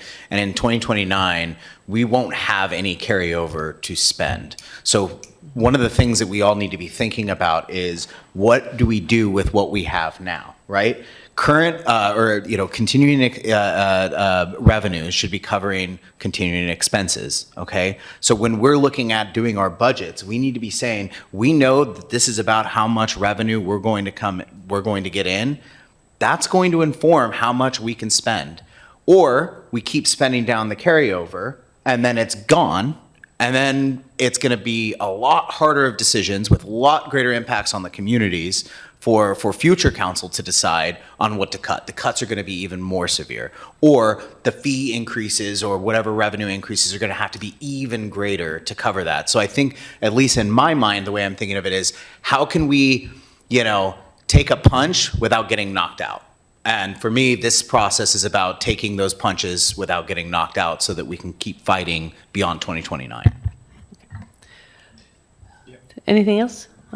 Because we want to be mindful of time. But Councillor Duquesne, did you have a question? No, I want to go through. I will have comments later. Thank you. I want to keep on moving. Yeah. So anything else on this particular step? So if I may, I'll just start. And before I read this, just very quickly, this is designed for us to have this discussion. We are not looking at locking in specific percentage number. We are just creating a structure that starts the discussion with staff that we can come up with, we can land eventually. It's having the discussion. So I vote to direct the city manager and finance director to return to council no later than September 15th, 2026 business meeting with a resolution repealing and replacing resolution 2023-09 to update language for clarity and enforcement and replace the single 16.67% floor and 50% ceiling structure with the 3-zone general fund balance framework. With these specific 20 and 37% thresholds subject to council discussion. And I can. So you said you vote, but what you mean is you propose that this is the council direction? Okay. Propose. Sure. Okay. Yeah. I mean, staff direction. Direct staff. I mean, council direction. I was to staff. specifically saying city manager and finance director, but if I need to say staff, I'll. No, that's fine. I just want to make sure that we're clear that because This isn't a vote, right, exactly. So, I mean, we can vote in study session. We can vote to give staff direction. It's in 2.04. No, this is to come, okay, hold to on, have one hold come on. back. Before I Yeah. on any kind of like staff direction, I want to hear from staff, because this is all new to me. So Yeah. I'd like to hear from staff first. Go ahead. Not just her, but finance director, other staff. Bryn, would you like to come up? Go ahead, Sabrina. Yeah, so again, I think, we can bring back a resolution with these target zones, but on the flip side, that is removing a percentage of the budget that we have traditionally assigned to operating costs. And so what are we removing, moving into the biennium? Because what that will do is trigger finance staff, who will trigger me to say, this is what we have for budgeting, and it will be less than we traditionally would have had with a 16.67% floor. So that's the other side of the conversation we're not having. Would it be something like, and I don't know if we need to this can be part of that staff direction if we need to reread it, but I think in the interim or before that, or when that resolution comes, it could be something like, this is what happens if we move it to this percentage. This is what these are the trade-offs. I mean, I think that's what you're saying is, this is the effect that this is going to have. And this may be a tiered process over 1 or 2 biennium, right? Because I know that if we take a swing at this, we're going to wreck a lot of stuff. And we've got ourselves in that position. But the flip side is we have hard decisions to make. But I do think that by having the most informed, like, this is what you would recommend with finance to say, if it were this percentage, if it were this percentage, if it were this percentage, these are the things you have to consider. I know that's difficult, but we're going into budget here, and I think that needs to be. I'd like to have Sabrina answer first. Yeah, I think so. If you remember, the floor, is what we're calling it, used to be 25%. We reduced it to 16.67 to operationalize more of those dollars. So we're kind of moving in that other direction. So I think I just want acknowledgement from council that if we move forward and change our financial policies, which is council's prerogative, that will mean less dollars to spend on the community. And that will mean cuts moving into the next biennium. But I'm not understanding, because all that we can still go down to that 16.67%. What I'm saying is that when it forecasts out that we're going to go below 20, then we have a discussion. Right, but I would be hesitant to provide you a budget that is already putting us in a corrective action zone. I don't think that's what the intent is here. But hold on just a second. But that's what would potentially happen with, if we were to come back with something similar to our current budget. You're saying that we would be in that corrective action space. So you would automatically be budgeting to keep us in the healthy target zone, and that would require cuts. The new floor would be 20. That's how we, which is fine. That's how you would budget towards. But I think, But again, like, I just want acknowledgement from the body. Sure. That means we're doing We understand less. that. but like, well, but we're at about 40 some odd % right now in the general fund. So we have not moved anything from the general fund over to reserve or capital because we have not exceeded 50%. Okay? So what this is saying, and again, it's subject to flexibility. No one is taking the general fund operating money and saying, cut it down to 20. What we're saying is you could leave it right now. You could slide that 37% to 50, and we're right here where we are with no changes whatsoever. All this does is say if you get below 20, you need to actually have a conversation about how we're going to correct that. If you were to say 37%, and let's just say that we said this is what it's going to be, you would have to take 13% of that and just go, okay, we're moving that, and then that would be the decision that you would have to be. I don't think that's what we're talking about. So I'm not talking about moving money. Well, I'm no, talking I'm about not. when we budget, finance tells me, here's the money you have to assign to operations because this is what must be in the ending fund balance per our policy. So right now it's 16.67% when you all adopt the budget. Now, of course, as we move through the budget, that fluctuates, right? So if you're giving me a floor of 20, then the floor will be 20 because I'm not going to provide a budget recommendation for a corrective action zone. This is designed to give you a floor of 16.67%. What it is saying is as you go down, when we spend money down Yep. and it goes down, and you forecast out and you say, we're going to come down below this, because right now I can look at the budget and I can see that it's slowly, we're going down. Are you telling me that when you do the budget, you are designed to end at 16.67% at the end of the biennium? No. We're designed to keep at least 16.67 in the ending fund balance when we recommend a budget. Councilor Dale, what I'm saying is that even though the floor is 16.67, the city manager is saying that she will not present us a budget below 20% if this is the policy. When have we ever had $7 million left in our general fund at the end of a biennium? I'm not talking about the end of the biennium. I'm talking about when we do the next budget, Uh-huh. our requirement is to have 16.67% of an ending fund balance. So this is indicating to me to have a 20% ending fund balance when we create the new budget. And if Because you're- otherwise, we would be accepting a budget that would immediately put us into corrective action. Right. Councilor Hanson, I know you had a question. Oh, no, I was hoping to hear from Brent because, like you say often, Councilor Dale, it's the unintended consequences of what we're doing. And so playing with the knobs is really important to me. I mean, I would, as we further the conversation, I would be interested in another study session, but I'd love to hear from Brent. So my 2 cents on this is, I agree with Sabrina. I'm never going to propose a budget that would immediately go below the 20. If we are saying below 20% triggers a mandatory corrective action plan. So that would be our floor with this part in the resolution. Councilor Sherrill. And just a question about this. The way I'm understanding it is we previously had a floor of 24 or 5% in 2023. We changed the financial policy to lower it to 16.67. In layman's terms, we're taking from our savings account and we're putting it into our checking account to operate our day-to-day. The projections that I'm seeing show us needing to adjust this downward through the 29 year as we continue to see expenses outpace our income. So beside the discussion we're having, am I understanding it correctly that in a structural deficit, we're going to at some point need to put a brake on the hand that's transferring from the checkings to the savings to operate the day-to-day? Would that be a realistic question as related to this proposal? Councilor Dale? Yeah, I think where we might be bumping into something here, and Bryn, Sabrina, help me out.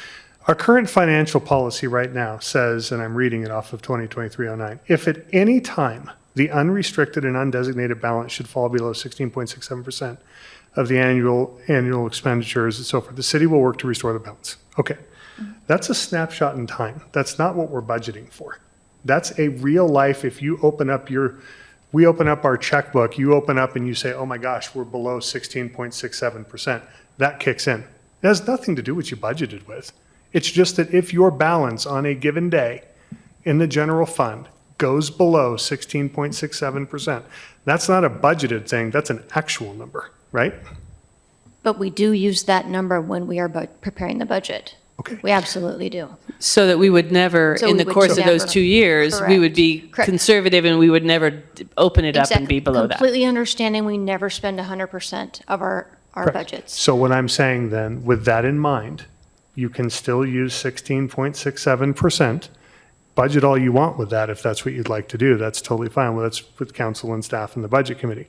What I'm saying though is that's not what this is saying. This is saying that if you wake up one day and that number is below 20%, like in real life on that day, and we need to do something about it to consider. You can budget down to 16.67%, but we never reach it. We never get down to that six. But what I'm saying is we need to have a mechanism in real time that says, finance in the city manager's office comes and says, hey, we're actually getting there and we need to make a decision. Because right now, we see the number going down and to the right, but there's no mechanism in place that forces the discussion immediately other than that we hit the 16.67%.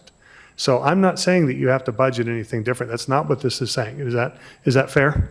Fair. Okay, with Fair, that, because- Sabrina, with that, And also, as we all know, our revenues are not 1/12 each quarter. Of course. Or excuse me, each month. Our expenditures fluctuate, so we do have to watch it. So it wouldn't be an instant, oh my gosh, we're at 16. You know, we would say, okay, what are we predicting? Oh, wait, property taxes are coming in November. So it's definitely watching it and communicating to watch the flow of it. and what motion two, or what the staff direction two, if council chooses, that's coming up, is basically going to incorporate this into those quarterly financial reports. So if you see something, as we look out, we look at those great tables. I know it's a ton of work that you put together, but the whole point is now part of those financial reports will say, hey, just like you've done before, we're seeing this dip down into that 20%.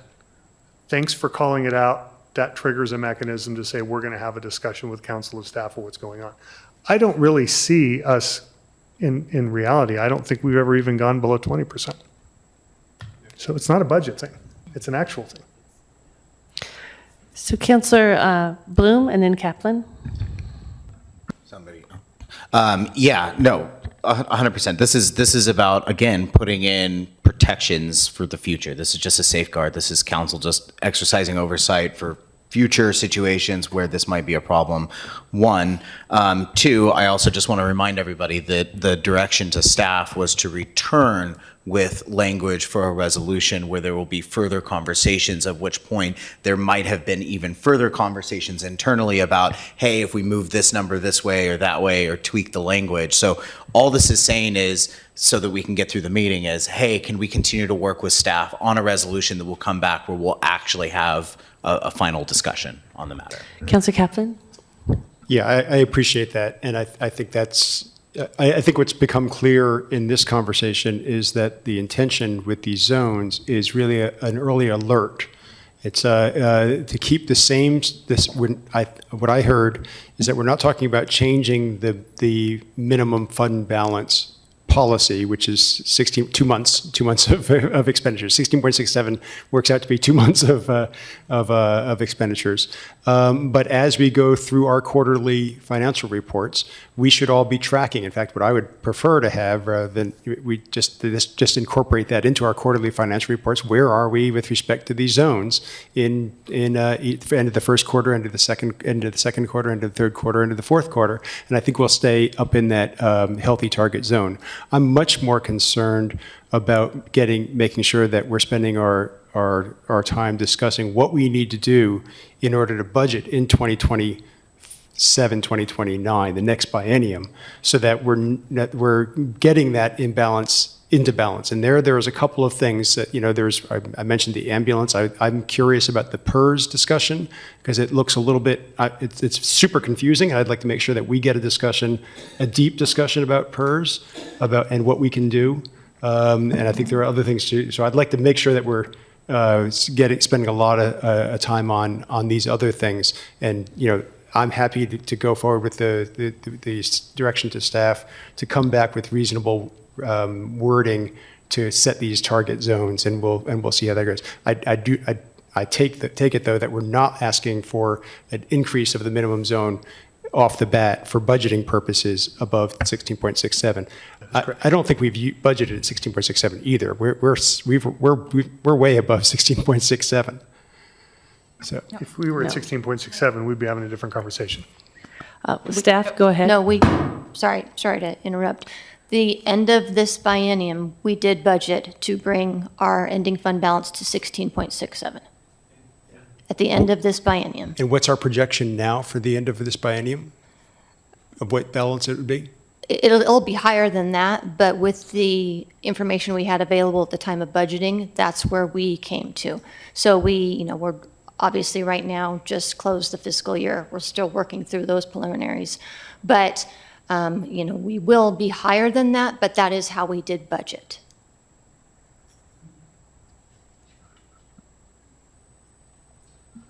Councillor Duquesne.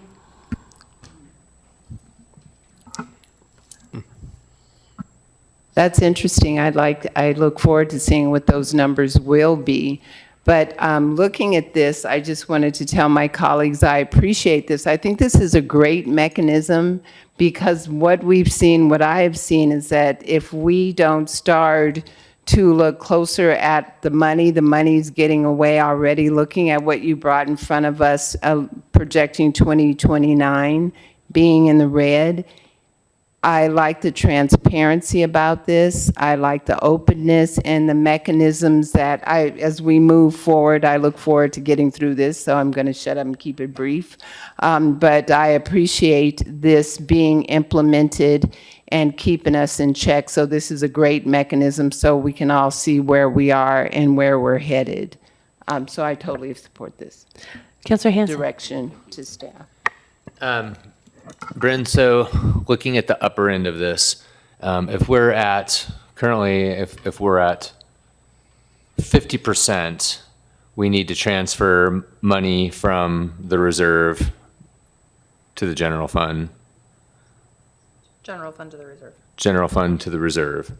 So if we switch it to 50%, we will have to, we'll basically at the end of the day, we'll have less money for operations because we will have to put more money into the reserve.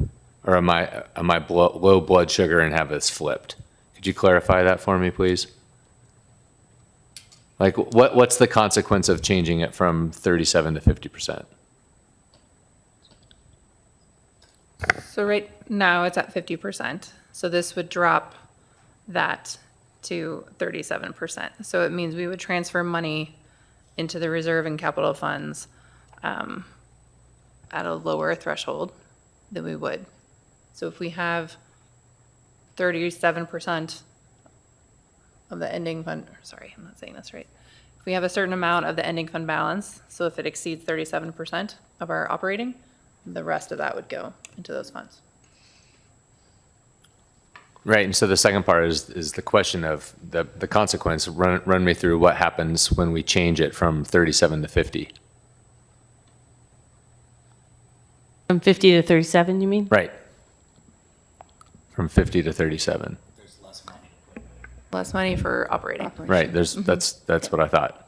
Yeah. But how else do you fund capital? Well, that's Right. yeah, that's a whole nother, and that's not what we're talking about right here, right now. We're talking about just moving around these numbers.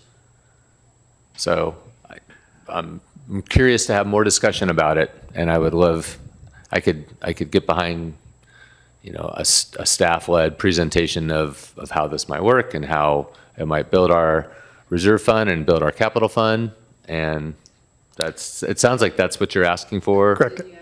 I think, exactly, and I think what's going to happen is when they come back, in a nutshell, we know that 16.67 is, we've locked that in, we're not changing that.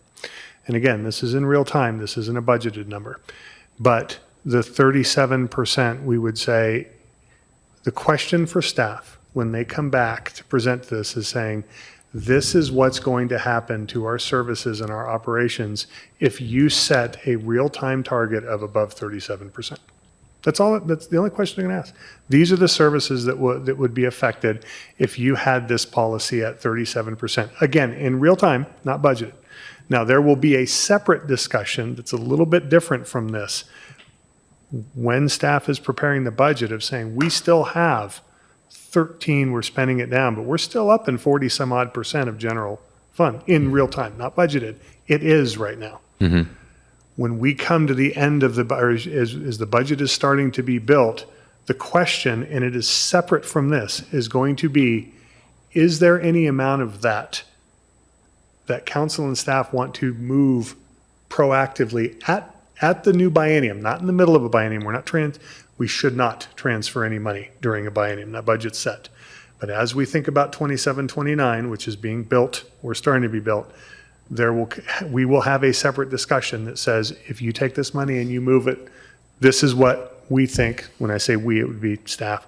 We think you should take this much money and put it into reserve and capital, just so that we can build a 27, 29 off of that. And the trade-off will be, if we do this, these are the services, these are the operating expenses that will take a hit. And then we have that discussion is, do we want to do that then? And that is the discussion will come. This is just this has nothing to do with the budget. No, I get it now. I get it now. It's more proactive. It's less operational.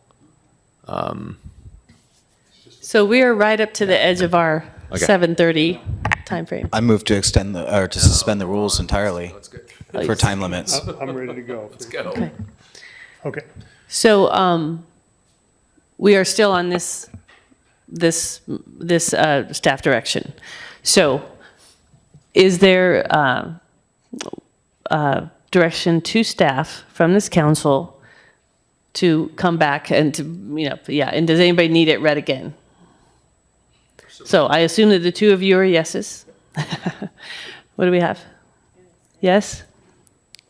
Yes? Councillor Kaplan? Sure. Councillor Sherrill? Yeah. Okay, so that's a yes. We'll move on to the next one.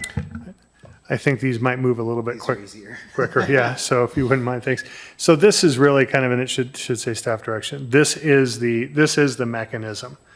And I'll just read it, which is, I direct staff to incorporate the policy compliance reporting and 60-day corrective action requirement into all future quarterly financial reports to council to be implemented after adoption of the updated financial policy. All this is just a quick staff direction that says, will the finance director just please build this into our quarterly reports?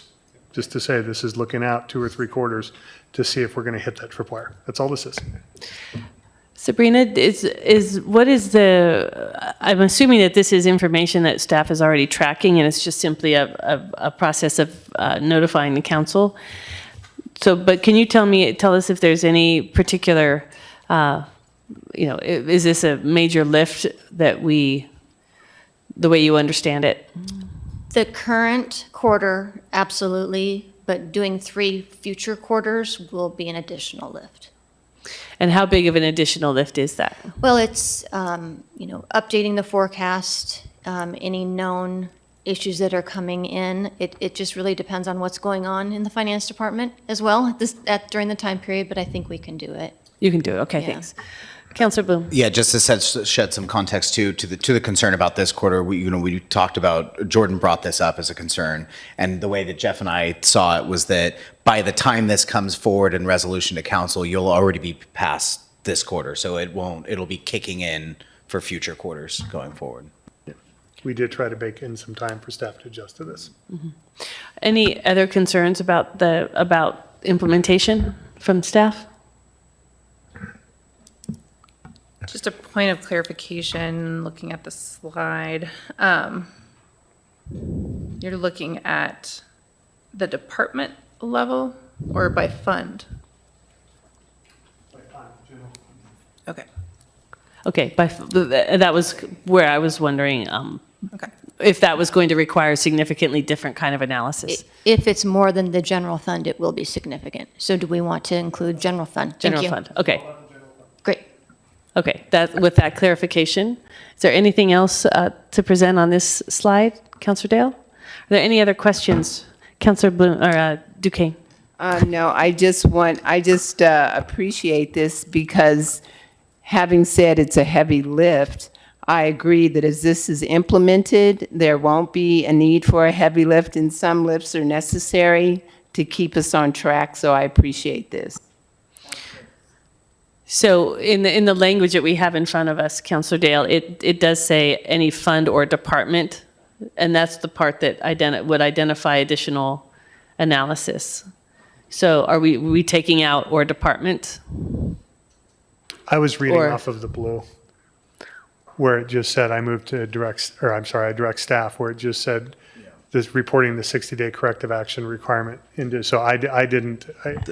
The top bit, the proposed language is what was being proposed to be in the policy, but right now, because this is a study session, we're directing staff to come back with policy language, and I'm sure in that that way, Councillor it's Dale gonna- and I it's gonna can be the- work and Correct. figure out. It'll be just the right. general fund. And the Councillor- language in the blue there was a lot of suggestion from staff in that to be written that way, so that's Okay, what. Councillor Kaplan? So it's the general fund. Yes, General. that's Okay. correct. Okay, is there interest in the body in putting this forward? I have 2 yeses. Councillor Sherrill, yep, and head nods, nod. Okay. Do you need anything else for that one? Okay, on to the next. And staff direction number 3, thank you. This was actually a suggestion from staff to incorporate this into. We were talking about ideas just to be able to get more of an understanding of where we're at relative to staffing reports, and this was a suggestion from staff to be able to put this in. So in the interest of moving relatively expeditiously, it would be I'd direct staff to add a standing FTE staffing report budgeted versus filled by department and management, non-management classification with variances over 5% called out to every quarterly financial report. And that was language that came from staff. Okay. Councillor Kaplan? Which means, I guess, Bryn, that's doable. Department and fund. Sorry, thank you. Yes, it's doable. Any other questions or feedback from council or staff? Okay. Is the desire of the body to move that forward? I'm looking for head nods. Okay. All right, we move on. You are making good time. Well, just wait. We're not there yet. I know. Knock on wood. It's not call or shot here. This, I know there was a little bit of confusion in the original packet where we had talked about developing a capital fund. That capital fund has been developed. It was something, there was a little bit of confusion, and I apologize for that as we were going through this. This really is, and again, this was some modification by staff and collaboration here. I move to direct staff to develop updated funding and use policies for the dedicated capital fund, and to provide that capital projects shall be budgeted and implemented within the capital fund, not the general fund. This is one of those things that we got tripped up on because we saw something going. We had to pull for the community center. We had to pull for Pioneer. What this does is really do, I think what Sabrina and others and staff leadership has been saying is really let's just have that delineation of saying, let's fund it. Let's see what we have. We cannot make assumptions that money is in general fund when it may or may not be. Do it right, do it with best practices, put it in a capital fund. We can see when it needs to be funded. We can look out and we can make those decisions as informed as possible. And all this is doing is asking very loosely for staff recommendations to say, this is what we would do. This is what we would suggest to council that we do as a funding policy for capital. We just don't really have one right now, other than that 50% that says, hey, if you happen to be above 50%, transfer some money. But we just don't have any capital. We haven't had the capital fund. So this is just updating structural stuff. But we could still do that. If we were above 50%, we could transfer. We just never have been. Into the capital fund. We just never have been. But we could. Yeah. Sure. But we should have been. Yeah. Okay. Yep. That's all that is. So anything from staff that council should consider in this? No concerns with this one either. No concerns. This is a personal request. Yes, pardon me? This is a personal request. I want this one. It came from you. Proceed forthwith. So is this the direction of council to move forward with this request? I see head nods, okay. Majority of head nods, all right, moving on. Wish we had a black ball and a white ball. This one, this staff direction number 5 is going to sound like it locks it in, and I'm looking for Bryn and Sabrina on this one, but direct staff in developing the proposed 27-29 budget to include a transfer to the reserve fund and the capital fund such that the general fund maintains an unrestricted and undesignated balance of 25% with the final amount subject to council discussion and budget adoption. This is something, Sabrina, correct me if I'm wrong, that you and I had chatted about a little bit.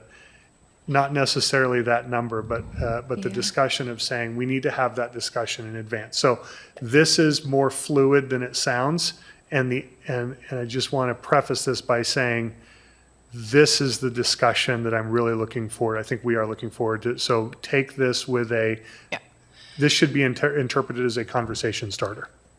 Yeah, so I would like staff to return with some options for council to consider, and really it's the speed in which we build these funds up, because that has a direct impact on our ability to operate.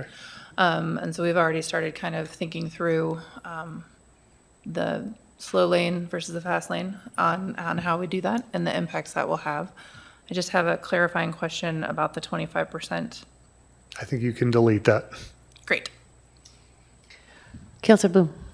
Yeah, I have a question. I'm wondering if part of this future discussion can also be around the contingency fund and the acceptable legal uses of that fund. In kind of going through all of the finances and kind of preparing for all of this, one thing that stood out to me is that we tend to put forward a budget that covers, all the operational stuff, basic services, police, fire, ambulance, but included in that is a lot of what I would call special projects, that whether it's staff that wants to undertake them or whether it's council that wants to undertake these projects. And I'm wondering if it would be prudent to maybe have a little bit more of a deliberate process where excess money beyond what is just like the basic things to run a city are put into a separate dedicated fund that then has to be voted on by council individually. So if I want to spend X amount of, maybe I want to spend an extra $100,000 on homeless services, we have to come forward, we have to do that. It's not built into the budget. It's something that we do by doing a budget supplemental, by pulling from contingency to go in. That way there's a lot more transparency in where any extra funding might be going based on council priorities.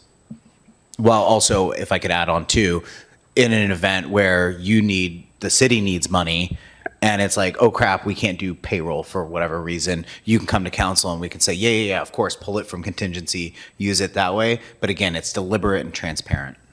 Yeah, I think we can bring forward kind of the definition of contingency, which is really for operating necessity versus the creation perhaps in the council budget or another area of where some funding is put for council to decide to use throughout the budget. So an example of that, Medford uses their marijuana dollars in this way. They've created a council fund, and council decides how they want to use those funds throughout the year. So we could look at doing something like that. Awesome, because I'm very conscious of the fact that if we're going to start kind of limiting the ability to use ending fund balance, that where can we place some of that money so that it is available in the event of an emergency, non-emergency, if that makes sense, because it's not coming out of the reserves. Yeah, I think the question is going to be where the funding for that comes from, right? So if we take general fund money and put it towards that, then we're taking it away from operations. So it just goes back to that conversation we need to have around some of our operations. Around cuts, right, absolutely. One of the things I wonder about, and I mentioned this a little bit earlier, is the target for the reserve fund. And we have it, set, and there was good reasoning behind setting it for what it was, but the circumstances have changed. And I think I would like to see us have a conversation about what that number should be, alongside the question of what is the appropriate speed at which you aim for that figure.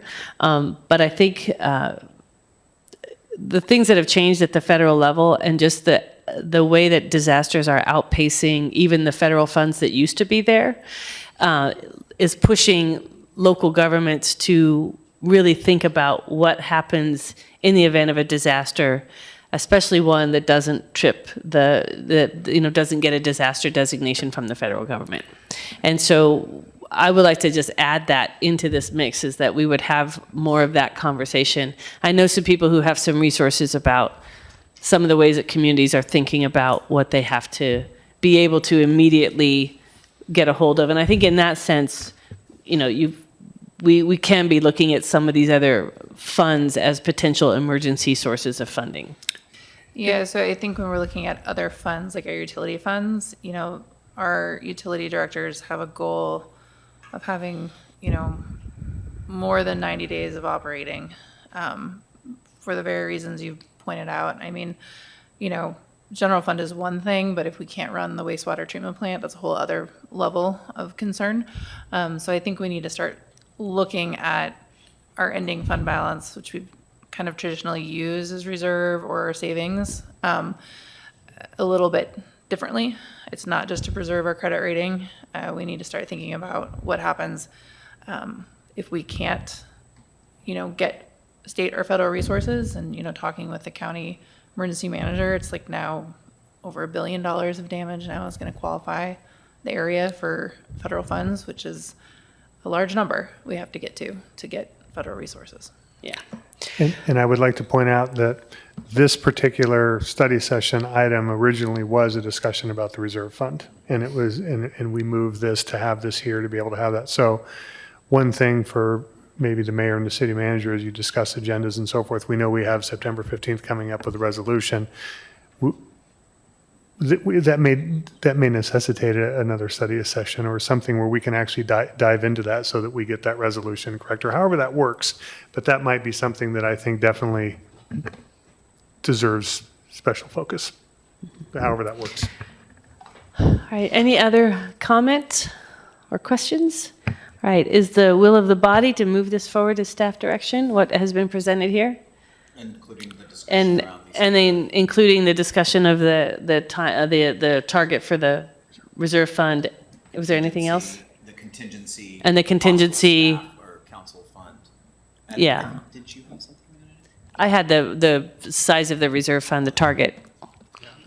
I'm not understanding the contingency discussion, so, but if there's going to be some clarity in a proposal, then maybe I'll understand it when it's proposed in writing. Yeah. So do we have agreement? I'm seeing heads nodding. And I guess Go ahead, just Councilor one Kaplan. thing, and you did say it, Mayor, but I want to make sure that we're focused on it. That it's not just the size of the reserve fund, which I think that's a discussion, a deep discussion to have, but the speed with which we move to it, because any transfer from the general fund into a special reserve fund is like an expenditure at any time. So that's an additional burden on the expenditure side of our general fund, meaning it's got to be offset by revenues or other sorts of cuts in expenditures in order to make it. Mm-hmm. Yeah, there's definitely deeper conversation to be had. Go ahead, Councilor. Oh, I just moving on okay. These were a collaboration with staff as well and staff request, and I think it's to Councilor Kaplan's talk about PERS. And this is, I direct staff to return within 90 days with a report on updated financial policies and best practices, which we're working on, including PERS liability modeling for future forecasts, and a consolidated financial policies manual. As described, it doesn't really matter. This is two things. Number one is at least have a discussion and best practices around PERS liability. And that's something that I know Brandon and Jordan and Sabrina have really dug into, because PERS is one of those things that is, it's difficult. I know it was difficult for me to understand. I mean, I know what PERS is, but a lot of what we're currently paying is for past employees, and we have current employees that will become past employees eventually in future and so forth. But the fact of the matter is that it's something that we need to, it will help us understand staffing models. It will understand us understanding our operating capabilities, and just be able to have a more informed understanding of what's going on when we extract it, even though it's not a move it out to move it back in. This is just what it looks like. And I'm guessing that Councilor Kaplan will have a little bit to say about this relative to what it allows us might be able to do relative to having PERS, or I don't want to be speaking for you, but. Councilor Kaplan? Yeah, no, I'm super interested in this. I don't have any solutions. PERS, the whole discussion of PERS is wickedly complex, because we're talking about actuarial projections, depends on the discount rate, depends on a whole bunch of different things. I'm a little, I'd like to get some clarity between the difference between the net pension liability and the unfunded actuarial liability. Are those similar, the same thing? Is that some different aspect of it? Because our allocation of our net pension liability from the state, it's a statewide pension system, is it's actually gone down a little bit over the last few years. Our allocation of the net pension liability has declined from 0.19% of the total net pension liability of PERS to 0.16% of the state's wide net pension liability. Now those are tiny percentages of large numbers. So that suggests to me I'm just a little confused about why. At the same time, I see in our annual financial report that our net pension liability has increased over that same period of time. So I'd like to understand all the dynamics there so that we can figure out some strategies for managing it. Yeah, and I think, it was, we dug into this with Brandon, with Jordan too, and I think a lot of it is I think one of the numbers, Brandon, correct me if I'm wrong, that's kind of the scary number coming up is 2038. There's other things where it's going vertical. And so it's one of those things that we just need to at least be looking at. And we talked earlier about setting up future councils. It's up and down. We're kind of managing it, but we just need to have the structure in place as we think out 5-10 years or beyond, of like, how do we put this in place so that we can help future council staff to be able to manage that. So my specific request would be, let's get an expert in here on PERS and really giving us a tutorial and some suggestions about how we can manage these things. There's a whole the whole discussion about side accounts that we decided not to take on in the past, and I don't know whether they'd make sense now to do that or not. Probably not at the current interest rates, but I'd like to explore options. Well, and the unfunded PERS liabilities have been a question that just keeps cycling back around, and that we are in a real bind until 2038, when the corrections to the system, we think, will put it into better alignment. But I think part of that is understanding it, being able to forecast it as best we can, which is difficult, but also being able to understand what we're looking at when we look at PERS in our budgeting processes, to make sure that we can differentiate. Because one of the things I hear during the budget process is people start doing the calculations of PERS, and then they match it up against our current staff, and it gives them what appears to be a really high number in terms of the benefits, and they say this is Cadillac craziness, and those are a lot of that is what we have to pay for people who no longer work here. And so we need, I think there's a bigger discussion around PERS that needs to be happening. Well, and I completely agree. And then again, to Councilor Kaplan's point, it was something that was brought up during these discussions, is that having these discussions and having this visibility allows us to leverage potential instruments or other mechanisms to be able to get out in front of it. Because I know I learned through this process that there were several other municipalities close to us that missed the boat and was like, gosh, if I had known then, we would have been able to get out in front of this. So that's what we're trying to set up here too. Yeah. So are there anything from staff that we should know about with this? Mayor, I would just ask maybe staff if we have HR involved with this, because I mean that most of these PERS questions, when it comes to tier 1, tier 2, tier 3, unfunded liabilities, all public information. We could all pull it up right now. Like, is HR helping to potentially bring in some of the data for this, as opposed to bringing in a PERS expert? I mean, we have people in house that should be able to run the state models for this fairly easily. So, we can run who is in each tier to kind of gauge that. But in terms of, the overall PERS system, that might be better left to an expert. We are in year 1 of a 3-year study on whether or not a PERS side account makes sense for us. So we are exploring that. So I think, it's one of those things where we can build your understanding, but, PERS is PERS. It's not going away. So I think it's just, what are you looking for in terms of understanding PERS? Mm-hmm. Because we are kind of told what our liability is every year from PERS, every other year. Yeah. Councilor Duquesne. I just had a quick question. We're in our first year of a 3-year study. How does that affect us? I agree with what Councilor Kaplan brought up and Councilor Sherrill. PERS are ever changing, and the more we can know about it, the better. As we are moving closer to this next biennium budgeting, the more information that we have, I believe all of this is informing not only us, but our constituents. So the more information we can have regarding this entire packet, the better. So PERS is a huge part of it. So I understand the first year of a 3-year study, but how can that help inform us, the council?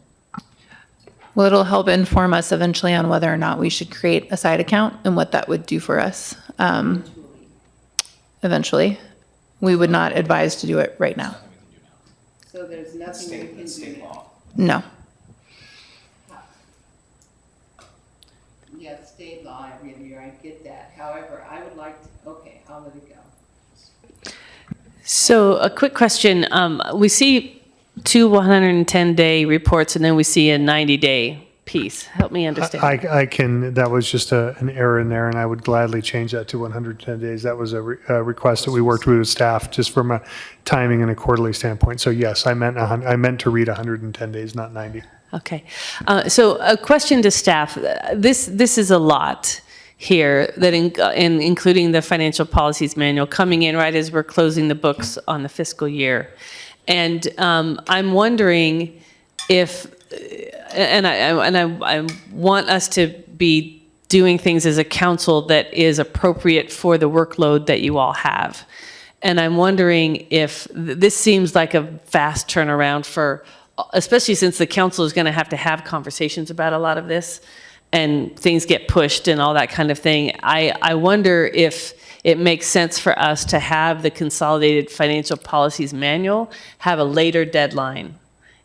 I would say to that and speaking, and hopefully, let me just kind of amend this, and we'll hopefully incorporate this into what might be head nods is, I'm not, my understanding was not necessarily to have anything comprehensive. It was really more just a working document with, we're just, as you build these, we're just putting it into kind of the proverbial 3-ring binder. It's not, my intent was not to have Bryn and her department go out there and create some sort of giant manual. It was just like, as we collect these things, as you're going through it, like, it's not the end all and be all from day one. It's just, you've got something here, especially that we can hand off to a future council. It can grow. It's just it's more of just an official thing, whether because right now, part of the reason for this is, and again, back to Alyssa and helping me with going, okay, what's this resolution? What's that one? What's this? This one was repealed for that. It could be 4 pages right now of just our resolutions. It's nothing comprehensive. It's just a repository that's a living document for current and future councils and staff.